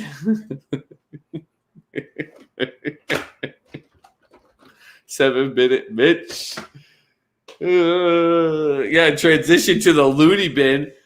Because if the Bears win next week in the same fashion, they go out and dominate, and Mitch plays well, I will give him. I want Mitch to do well. I want Mitch to perform well. I want Mitch to play well. That's my thing. He did not play well today and still won. And we're still going to have to. He does not go through progressions. He cannot look off receivers. 5 times today, I watched him stare down his receiver, and then the ball gets batted away, and you wonder why. You're staring down your receiver the entire. He can't do the things you need a quarterback to do, and that's why I'm angry about the win today. If it's done the exact same way, I'm coming on next week in a priest outfit, so I can let you all know that unfortunately Mr. Combs has died of a stress-induced heart attack. Yeah. And his eyeball popped out of his skull. Yeah. In that manner. No, for the NBA Finals, I think it would be good. I mean, the championships. At least I think you'll have a little bit more excitement ish on the Western side. But everyone, just the Heat and Celtics, I think is just going to be a great season. 7 minutes in heaven. What are we? 14. Oh man. Look, all right. So I want to get back to football. I want to get back to talking to the fans, talking to the listeners. You know what we have to do when it comes to football and talking to the fans? We got to do some predictions, you and I there, sir. Oh, yeah. Absolutely. We're going to start every Thursday, guys. We're going to take the 3 biggest games that everyone are talking about for the weekend. We're going to go off the spread. Mr. Combs and I are going to make our predictions. And what we'd like to do is get you guys involved to see who can come up with the best record at the end of the season. Mr. Combs, Suit Boss, or you guys, the fans. You, the fans, will all be together. We'll do this one just kind of as for fun, and then we could start on Thursday because Thursday we were just talking about the opening day. But we've got a game going on right now, which can't alter our decision. We decided before the game, and then 2 more tomorrow night. So we both had the Cowboys giving up 2.5 tonight. Covering. And then which right now, I mean, the Rams are looking good. I've been watching the game as we've been talking. Rams are looking all right now.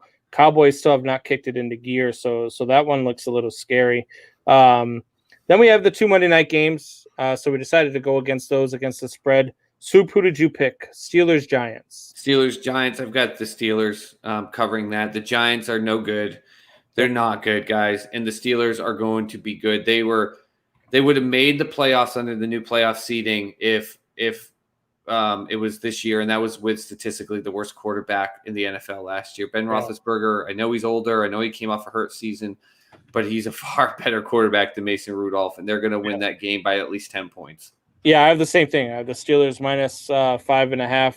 There's no way the Giants are even close in this game. I don't care if it's week 1 or not. There's going to be some things that surprise us, but this is not going to be one of them. The Steelers are winning by way more than 5.5 points. Yeah, I'd probably give you 25.5 on this game and be all right with it. This one is not going to be close. And then Titans, Broncos. I took the Titans -3.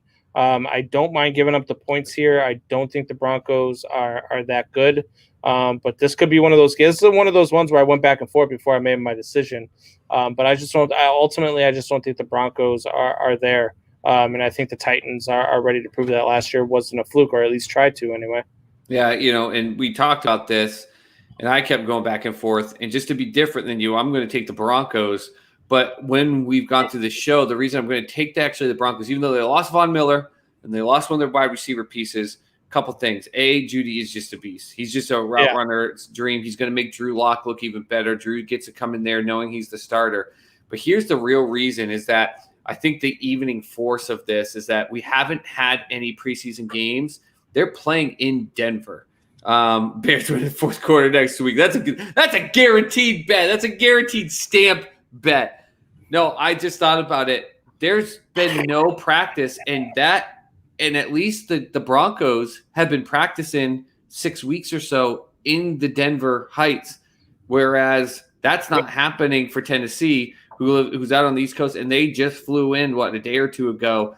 I think you're going to see a really tired Titans team come late third, early fourth, keep it close, and give me the Broncos just to be different than you for 3 points. But I'm actually more I think about it, I think they have a legitimate chance of pulling that upset. Yeah. Timothy Leonard says Giants will win by 4, Titans win by 8. Ooh. Wow, that's a bold prediction with the Giants winning outright even. Man, yeah, I can't agree with you there. I agree with you on the Titans one. I think the Titans will win. I don't know if it'll be by 8. I think it'll be closer than you think. We've seen that Tim has been really active, and he got on YouTube and he's kicking butt with that. We should have him on Thursday as our first TSS guest to pick for the fans for the Tim, you down for that? Tim, if you're down to come on the show on Thursday, and we will do our picks against a guest and see how we do. Look, hey Tim, how about this? Since you've been giving me so much guff, we'll pick the 3 games next week. We'll come in off the spread, and if you beat me in the spread, I will take one of the 2 gifts that are pulled from the hat, because we are only at 54 subscribers. I will take one of the 2 gifts that is pulled from the hat, and I will send it your way. So if you're game, Tim, let's do this. What do you say? What do you say? All right, Soup, why don't you tell these guys where they can find us on YouTube again, so that way we can get to taking away one of their toys. Yeah, guys, we need your help. Once again, I know you probably are like, God, they're doing this again, because we need your help. It's the easiest thing on YouTube, Triple Shot Sports Podcast. And as we saw here tonight, it looks like we had some issues with the commenting. We have Tim going on YouTube, and all of a sudden commenting is just fine. You comment on YouTube live, we get it in the show live. It's no different. So get on YouTube, Triple Shot Sports Podcast. If we get, 45, 46 more subscribers, we are giving away free signed real merchandise. But every Sunday night, tonight, that we go and do not hit the number we need to get, we're pulling one out of the hat. Right. I mean, we started this idea with 1. And then Combs was like, let's do 3. And then we got on his show, and he's like, I've got 5. And I'm sitting here being like, you are crazier than a Mitchell Trubisky fan. What are you doing? And then he's like, screw it. We're doing 10. And I said, listen, stop selling your 401k. But this is how excited that we are for it. But at the same time, we can't keep dangling this fruit so long and then let you guys kind of slow roll it in. We need your help so we can get you better content. We need your help on YouTube. Every Sunday night, you guys don't get to that number, we pull one out. We need you there. So Triple Shot Sports Podcast. We got it scrolling right in the bottom. Go on YouTube, search it, hit the subscribe. Tell your friends, hit the subscribe. I know everyone that would get a free signed, like a Calvin Ridley Alabama jersey, that they would be pumped about it. They show it on Facebook. They show it to their friends. You've got friends that want this stuff. They want signed merchandise. Or, heck, you're like, oh, man, maybe times are tight right now. Because, I mean, look, we all know times are tight with COVID and everything that's going on. Some people are dealing with unemployment, lost their job. We're not telling you what you have to do with this merchandise after. If you turn around and you get a Michael Vick signed Falcons jersey and you don't want it, or you know that you've got a big Falcons fan in your friends circle that would give you a few $100 for that thing, it would help you pay your bills, that's something you could get for free. And we don't care what you do with it. Just go ahead, but we need your help. Triple Shot Sports Podcast on YouTube. Subscribe. Tell your friends to subscribe, and it's going to be free giveaways. But don't make this where we get down to one item. Make this thing easy for you guys. Like, I've gone on a few times. I posted on my personal page. I posted on the RTF page. I posted it on our page. I posted on other people's pages. Posted on Sports Soup. And I have the link. All you have to do is click once. Oh, hey, look, it popped up. Oh, click subscribe twice. 20 seconds of your time, and we could give away some of our free stuff. Well, some of my free stuff.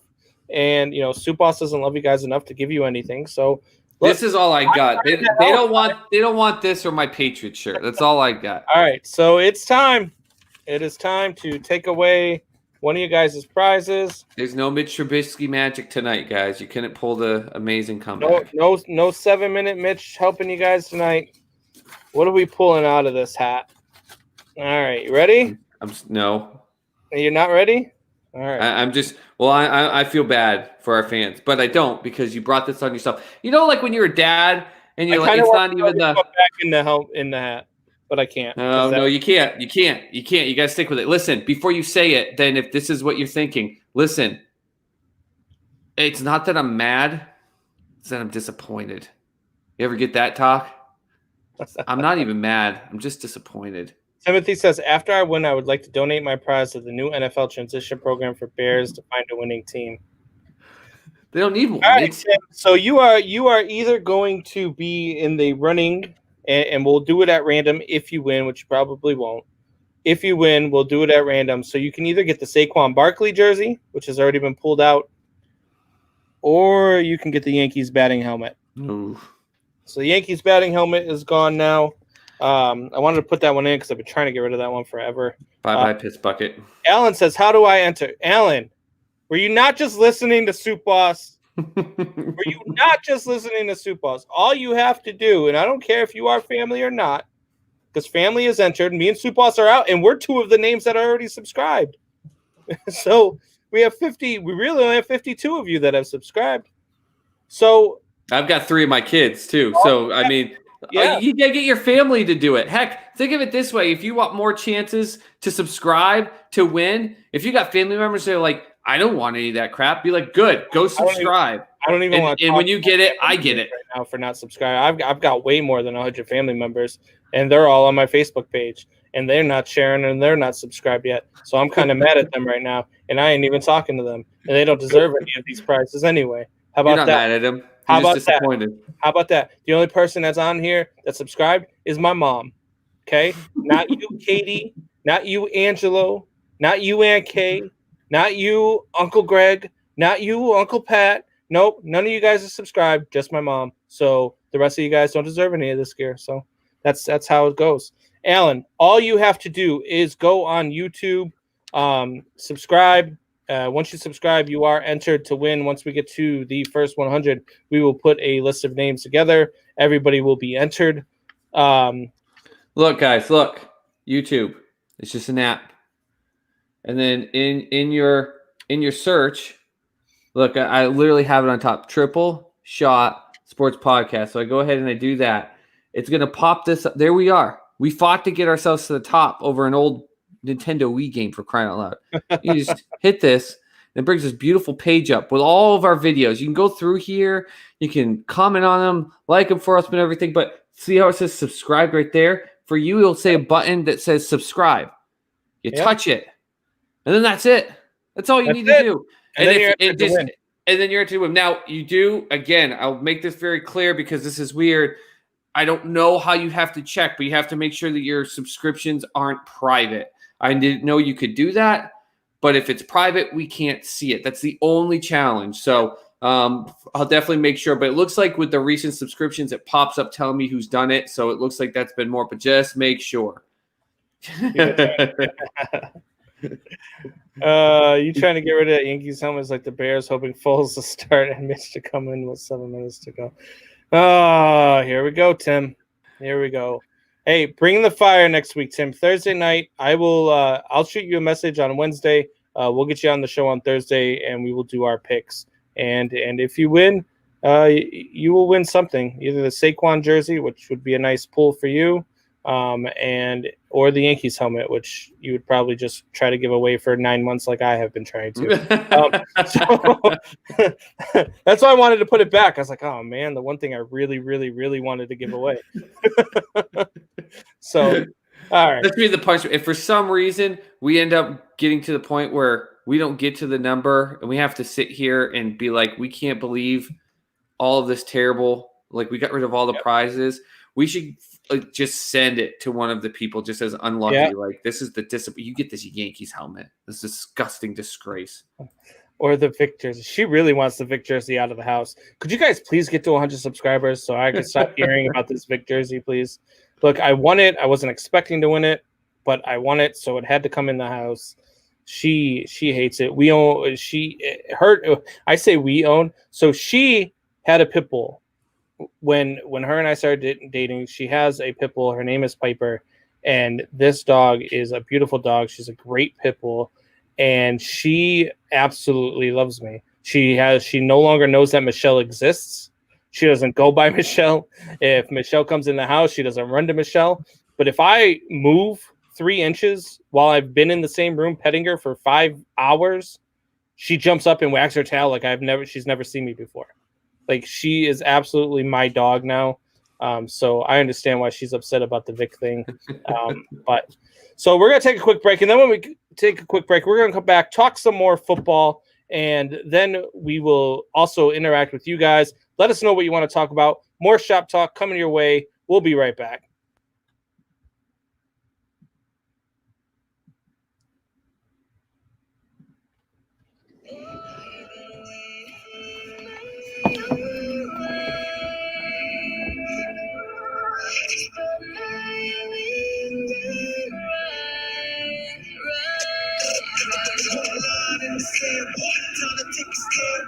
You've been overlooked, I don't think you understand. Souls overboard, I don't play them for the grand. Kill the shit, still I end up leaving empty-handed. Waiting patiently, now y'all go sit and wait your fucking turn. Rise up on these ashes like a fucking nerd. Yep, I earn the shit and you try taking it from me and you gon' fucking learn the hard way to Charles Uncle said he ain't one to burn.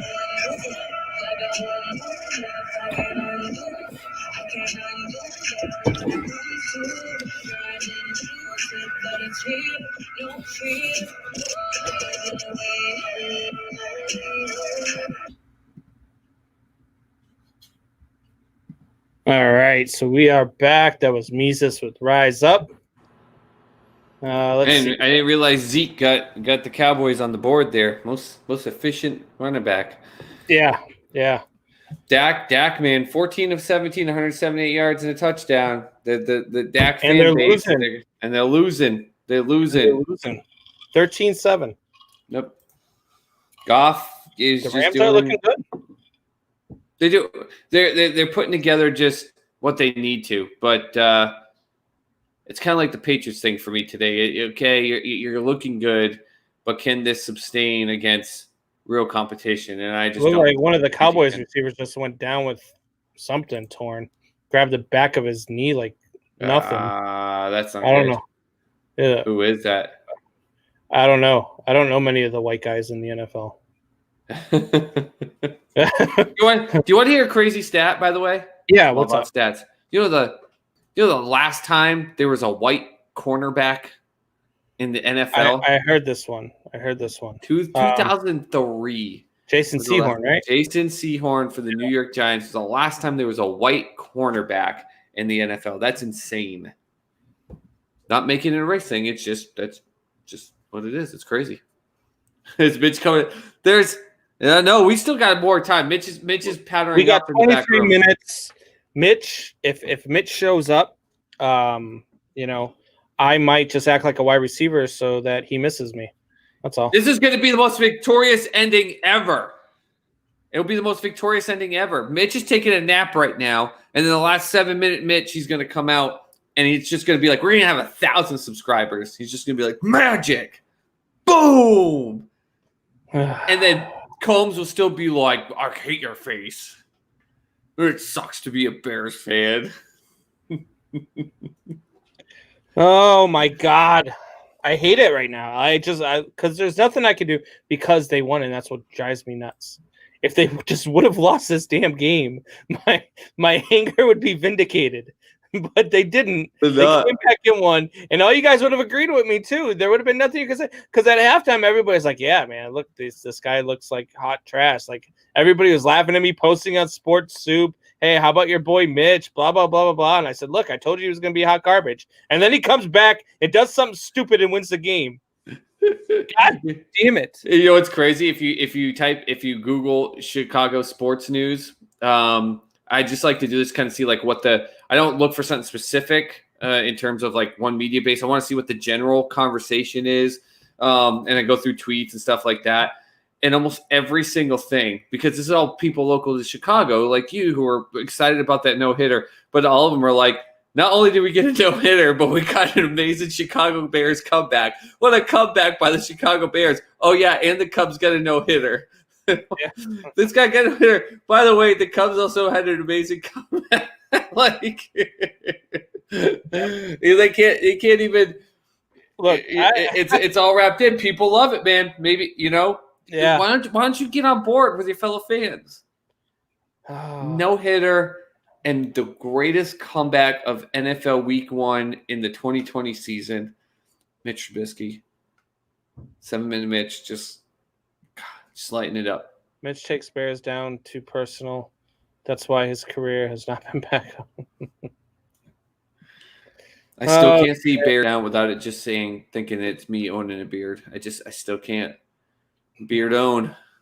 Hashtag beard own. Thanks. I appreciate that. Yeah. This guy. All right. So let's see here. You got the Rams are up, looking good so far. Going at any halftime. Surprise to you that the Cardinals beat the 49ers? A full surprise. No. Did I think there was a chance of it? Yeah, I thought there was a chance of it. But I still thought San Francisco had something to kind of prove, because you came off of the Super Bowl where you were up, you lost. There was a lot of conversation about how Jimmy Garoppolo was not as good as what everyone was thinking. And then they came out and the Cardinals went and got DeAndre Hopkins. So I know there's a lot of excitement for them. There's a lot of, and you knew there was a lot of hyped excitement when Kenyon Drake was like the big sleeper running back. Like, that's when you know a team has got a lot of hype. So I think for the 49ers, a way to just be like, okay, no, that was real. We are a Super Bowl team. We should have won that. And we're going to take this team in our own division that's getting all this hype, and we're going to smack them down. And instead, we saw what I think is fully capable, which is what I told you, which is they now have the ability to have a guy like Fitzgerald come under. They've got a guy that can go deep, and then Murray can roll out and hit low or hit high and be smart with what he's doing. And that's a good defense. Like, I thought, against us, sub defense, he's going to do good, but in really good defense, he's going to have some challenges. And the few things that I saw in that, he did a good job. He's still a really short quarterback, so he's got to find his holes in the line and know where he's peaking and seeing. So we'll see when he comes again. Like, if he played against either the Saints or the Bucks, those two defensive lines today, I think he would have gotten murdered. But good on the Cardinals. Kyler had one of those games where he had to pass a ton. I mean, 40 pass attempts, and he only completed 26 of them. So, I mean, he didn't have a great day. I mean, 71% quarterback rating and all of that stuff. But I don't love the Cardinals. I'm not a big Kyler Murray guy. But they impressed me today. I thought the Niners were going to go out and get the win. But it's one of those things, too, where you look at teams that tend to lose the Super Bowl the next season. They don't fare well coming off of a Super Bowl loss. So I don't know. I like the things that I saw from Arizona today, but I just think it's a combination opposite of what we said earlier about the Browns being that bad and the Ravens being that good. I think it's just, two teams who are really close in caliber went up against each other today. And that NFC West maybe just isn't that good, minus the Seattle Seahawks. I think that's a good way of putting it, because, a lot of people know that San Fran's defense is decent. But the Cardinals defense doesn't get enough credit. And Chandler Jones just had a freaking career monster year last year. Finally got recognition from his own league. His players putting him in the top 100 when he wasn't even in the year before. Guess who just got in the end zone? Is it Zeke? Zeke got in again. Go figure. Man, I don't know, man. I still think Sanders out in Philly might have a better season than Zeke, though. I don't know. I'm just saying. I mean, terrible. He has moved up to number 3, and he didn't even play this week. So, no, I mean, in the end, I think that's a great assessment right there. those are two close teams. But the difference is that the 49ers are in a season of doubting where they're trying to overcome the doubters now, even though they just came off a Super Bowl, like you said, but they lost it. They got to overcome the doubters. And whereas Arizona, we're getting better. Hey guys, we're getting better. There's more excitement. There's more fun. There's more enthusiasm. Yeah.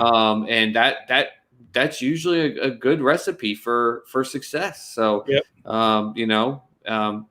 Either one of those teams, though, they're not as good as what the Seattle Seahawks are. So, yeah, no, neither one. And Seattle's going to run away with that division. Yep. So, yep. Let's see here. Brandon Jr. was the Buccaneers' loss a one and done loss for? Oh, I don't know. So, looking at their schedule, let's take a look at their schedule real quick. I was just gonna say I gotta look at it. I'm pretty sure that I had them winning. I had them losing tonight, but I had them. Yeah, I did. I had New Orleans winning. Yeah, I know. That's what I'm saying. You did. The Panthers, the Broncos, the Chargers, and the Bears are their next four. They're not going to lose to those four. Yeah, I don't think they lose to those four either. I think by the time they get done with the Panthers and the Broncos and the Chargers, they're going to have their offense figured out. Well, I think that Bears game is going to be a good one. I do think that Bears game is going to be a good one just because that Bears defense is very good. Much like the defense that they faced tonight, maybe even better than the defense that they faced tonight. And then in a different way. Bears, you need to I need to see more from the Bears and what they're doing moving forward. Does Mitch Trubisky take off and gain confidence from the comeback win today? If he does, great. If not, then is Nick Foles the quarterback by then? And if Nick Foles is the quarterback by then, I think that this is a game that the Bears could sneak in and take. So that would be a good one. Then they have the Packers the weekend after. The Packers looked really good today against Minnesota. I think that they can win that game too. Then they got the Raiders and the Giants. They're going to win those games, and then they get the Saints again. So, yeah, I think they could ultimately be, 1, 2, 3, 4, 5, 6, 7. Yeah, they could easily be 7-1 heading into their second meeting with the Saints. Absolutely. Yeah, I could see it. I wouldn't be shocked if maybe they lose another one in there as they're figuring this out. Yeah, the only loss that I could see in that group of games would be the Bears game. That's the only one that I think would be close enough that they could lose. I think it's going to – I mean, the Bears game will be good, but there's also just the aspect that I think even though it was exposed in their secondary, we saw something in Green Bay today that I think a lot of us didn't expect. You and I both said they're going to have it down here. They still may. It's a long season, but I was really impressed with what Green Bay did today. So let's see. If Green Bay has another couple of weeks where they're playing dynamic like this, I think that, to me, is more of the matchup where I would say that there's a chance for it. But, yeah, I could see them going straight through and feel that matchup. Weapons for Green Bay to hang in there with them. Bucks will lose to the Bears in the last 7 minutes with Mitch. Yeah, of course they will. What am I thinking? Of course. Yeah. I don't, and we've said this, we've both said this. I don't see Green Bay having a great year. They did pick on a rookie secondary. So let's, and I know this is coming from a Bears fan, and I get it. And anybody who's a Packers fan listening right now might be like, yeah. Coming from a Bears fan, I don't take any. But look, they went and they did their thing, and they got a win, and they did what they needed to do to get that win, and they absolutely showed up to play today, and they dominated the Minnesota Vikings, a very good Minnesota Vikings team in Minnesota. So I'll give them that for sure. But when they start facing these teams that don't have rookies in the secondary, and that not just learn that they've only got undrafted rookies, but they've only got one weapon. That's the only weapon they have is Devontae Adams, and he torched them today. Well, let's look at the fact they have the Saints in New Orleans week 3, and we saw what just happened there. Yeah. And then the Bucks in week 5, go with the Vikings again. I think it's funny though, because like you were saying, we both have them having a down year, and I said it's down year, and they're going to be 9-7.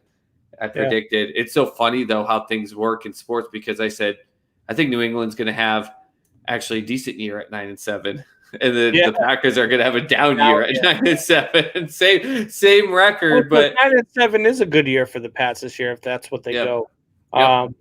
Do you still feel that way after the game today? Yeah, I still do, because they're going to get. And my prediction is still the same. It's the against the good teams, they're going to get humbled. They're going to have some really, really terrible losses in there. But what I saw today, because remember with that score, it really should have been about 28-11. Now they've got some horrible. I mean, you've got the Seahawks next week. They got the Chiefs in week 4. Both of those are on the road. But listen, what I saw today, I think they can beat the Raiders. I think they can beat the Broncos.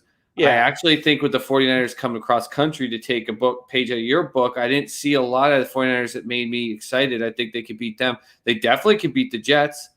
They definitely, in my opinion, can hang in and potentially beat the Texans. They definitely can beat the Chargers. They definitely can, beat the Dolphins again. Beat the Jets. Yeah. It's the thing is though, it's going to be 9 wins against teams that I think that they can hang in and beat and do what they did this week. But those 7 losses are going to be their 9 wins are going to be healthy, good 4 to 8 point wins, and the losses are going to be frustrating 15 to 23 point losses. It's just the way I look at it. Yeah, Kansas City's going to annihilate them. I think Seattle's going to annihilate them next week. Yeah.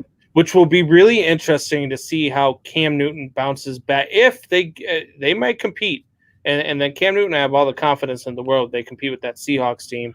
But if they don't compete and they get blown out against the Seahawks, it'll be interesting to see how Cam reacts to a loss like that. Because we saw how he did it in Carolina. So let's see how Bill Belichick, has really, and see if Cam, because Cam said he embraced being a Patriot today. Let's see if he embraces it when things aren't going so well. He embraced it versus the Miami Dolphins. Let's see if you embrace it against the Seahawks and then again against the Chiefs 2 weeks later. Yeah, my problem with is when I sat there and watched, there's a couple plays where it wasn't even an option. Like everyone's like, oh, the option play with the Pats with Cam, because that's not anything we're used to seeing. But there was 4 or 5 runs where there was not even – it wasn't an option. He got the ball, and immediately the line shifted, and he went with them. That Miami's defense – there was, and I love Kyle Van Noy because he was on the Patriots, but there was one where he ran one way and turned himself the wrong way. The linebackers for Seattle are not going to turn themselves around and trap themselves. They're going to make a beeline, push one of the offensive linemen for the Pats down, and take Cam out 4 yards behind the line of scrimmage if they try to do that little shift run to the left or right thing. It's not going to happen the same way against those stellar defenses.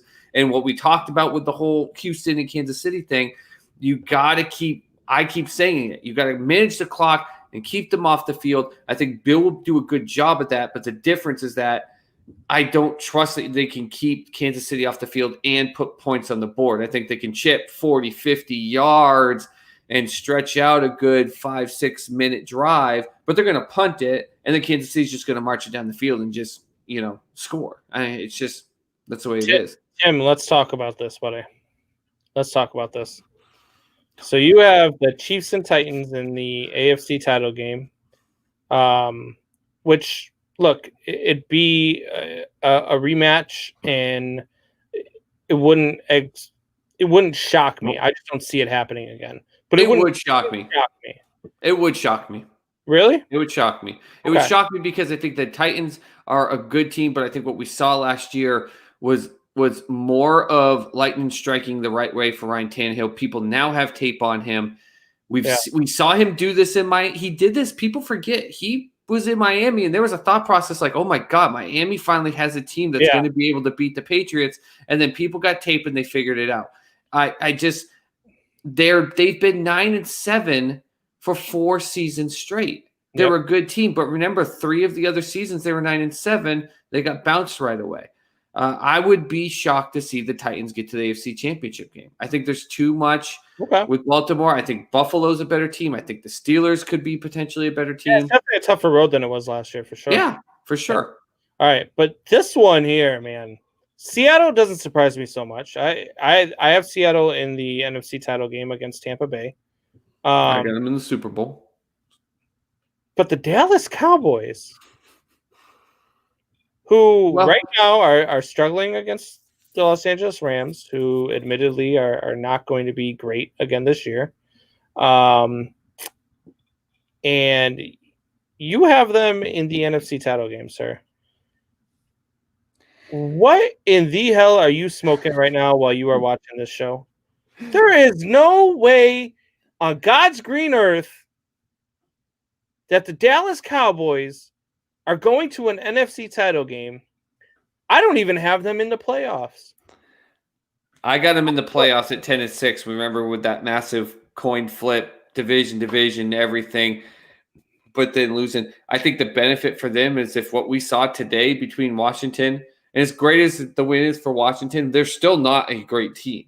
But if Philly is going to be laying eggs like that and have problems, Dallas all of a sudden becomes a team to beat. I mean, no, I don't have them in the NFC Championship game, but in that division, if Philly is really what we saw today, Dallas is by far the most superior team in that division.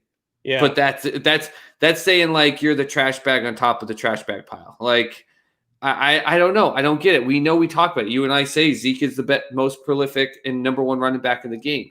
They get a halfway decent defense. Their offensive wide receivers are great, but Dak Prescott will until he proves me wrong is not the quarterback to get you there. You went 13-3, he lost. You go 8-8 and somehow get in the playoffs, you lose. He is not the quarterback until he proves me wrong. It's not going to happen. And there's too many good teams. Saints, Bucks, Seahawks.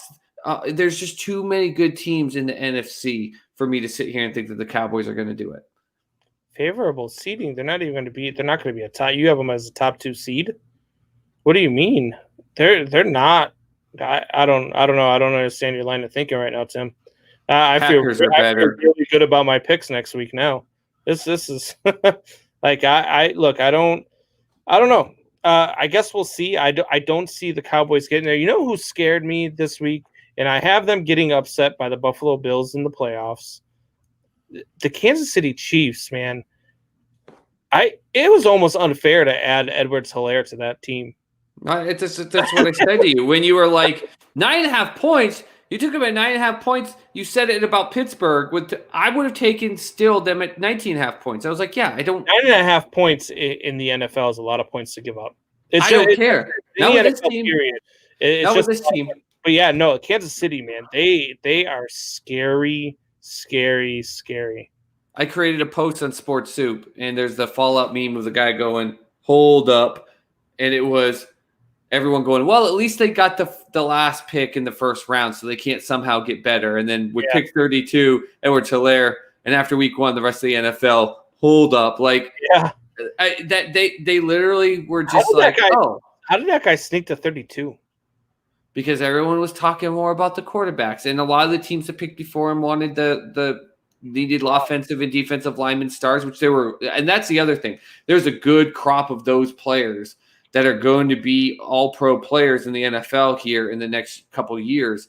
So that helped, because I don't think if there was as good defensive lineman and offensive lineman in this draft, he would have fallen that far. But that was tossing an extra gold nugget in the bucket of the Chiefs. I told you, man. It was like there was no contest. Warriors a top 5 pick this year. Yeah, it's tough, man. And man, they looked scary. They really do. Now they've got a dual threat run game with their quarterback and their running back. They've got a passing game that is scary good as well. With you've got guys like Kelsey, you've got Hill. I mean, Watkins, who was going to take a year off, instead is going out there and looking like he's 5 years younger in that game. Like they look really good, and if they go undefeated, I don't know if I'd be surprised as good as they looked. They're not going to go undefeated. They have to play your amazing LA Chargers twice, man. They're going to at least lose one to them. I have them lose those games. You love them so much. Maybe they'll trade for Mitch. Yeah, but they're not going to be City. I like the Chargers more than most people do. I didn't have the Chargers that good. What did I have the Chargers? I had the Chargers at 8-8. Yeah, I had them at 8-8. Yeah, that's good for them. They only need 7 more wins. Yeah, well, it's a good thing they started good off of that Bengals team. Thank God for that. Los Angeles Chargers, who, by the way, my girlfriend was sitting on the couch today and thought that their logo was a dolphin. I don't know what does she. What does she think the Dolphins logo is? Like a submarine missile? In her defense, she had a lousy night of sleep. She did not get any sleep last night. I love you, babe. I'm not making fun of you, but I had to bring that up because it was. She's like, yeah, it looks like a silver dolphin. I'm like, it's gold and blue. How does it look? There's not even any silver in it. I said, you need to go take a nap. There's a silver dolphin. I was like, okay. So she's gonna be mad at me for that one, but oh well, it was funny. All right, well, that is all the time we have for now. Soup Boss, why don't you tell these guys where they can find us one more time so we can get to 100 before Tuesday's show. Yeah, one more time, guys. YouTube, Triple Shot Sports Podcast. Go on YouTube. Type that in. Triple Shot Sports Podcast. Hit the subscribe. That's it. That's all we need. Tell your friends. Get something for free. Do whatever you want with it. But we need your help. Triple Shot Sports Podcast on YouTube. That's it. Yep. And don't forget, Triple Shot Sports, 2 hours live, Sunday, Tuesday, Thursday, 7 p.m. Central, 8 p.m. Eastern on the RTF Sports Network and at 3 Shot Sports on Twitter and Instagram, and the Triple Shot Sports Podcast on YouTube, as Soup Boss just said. Thank you guys for joining us. Hope you had a good time. Hope you had some laughs.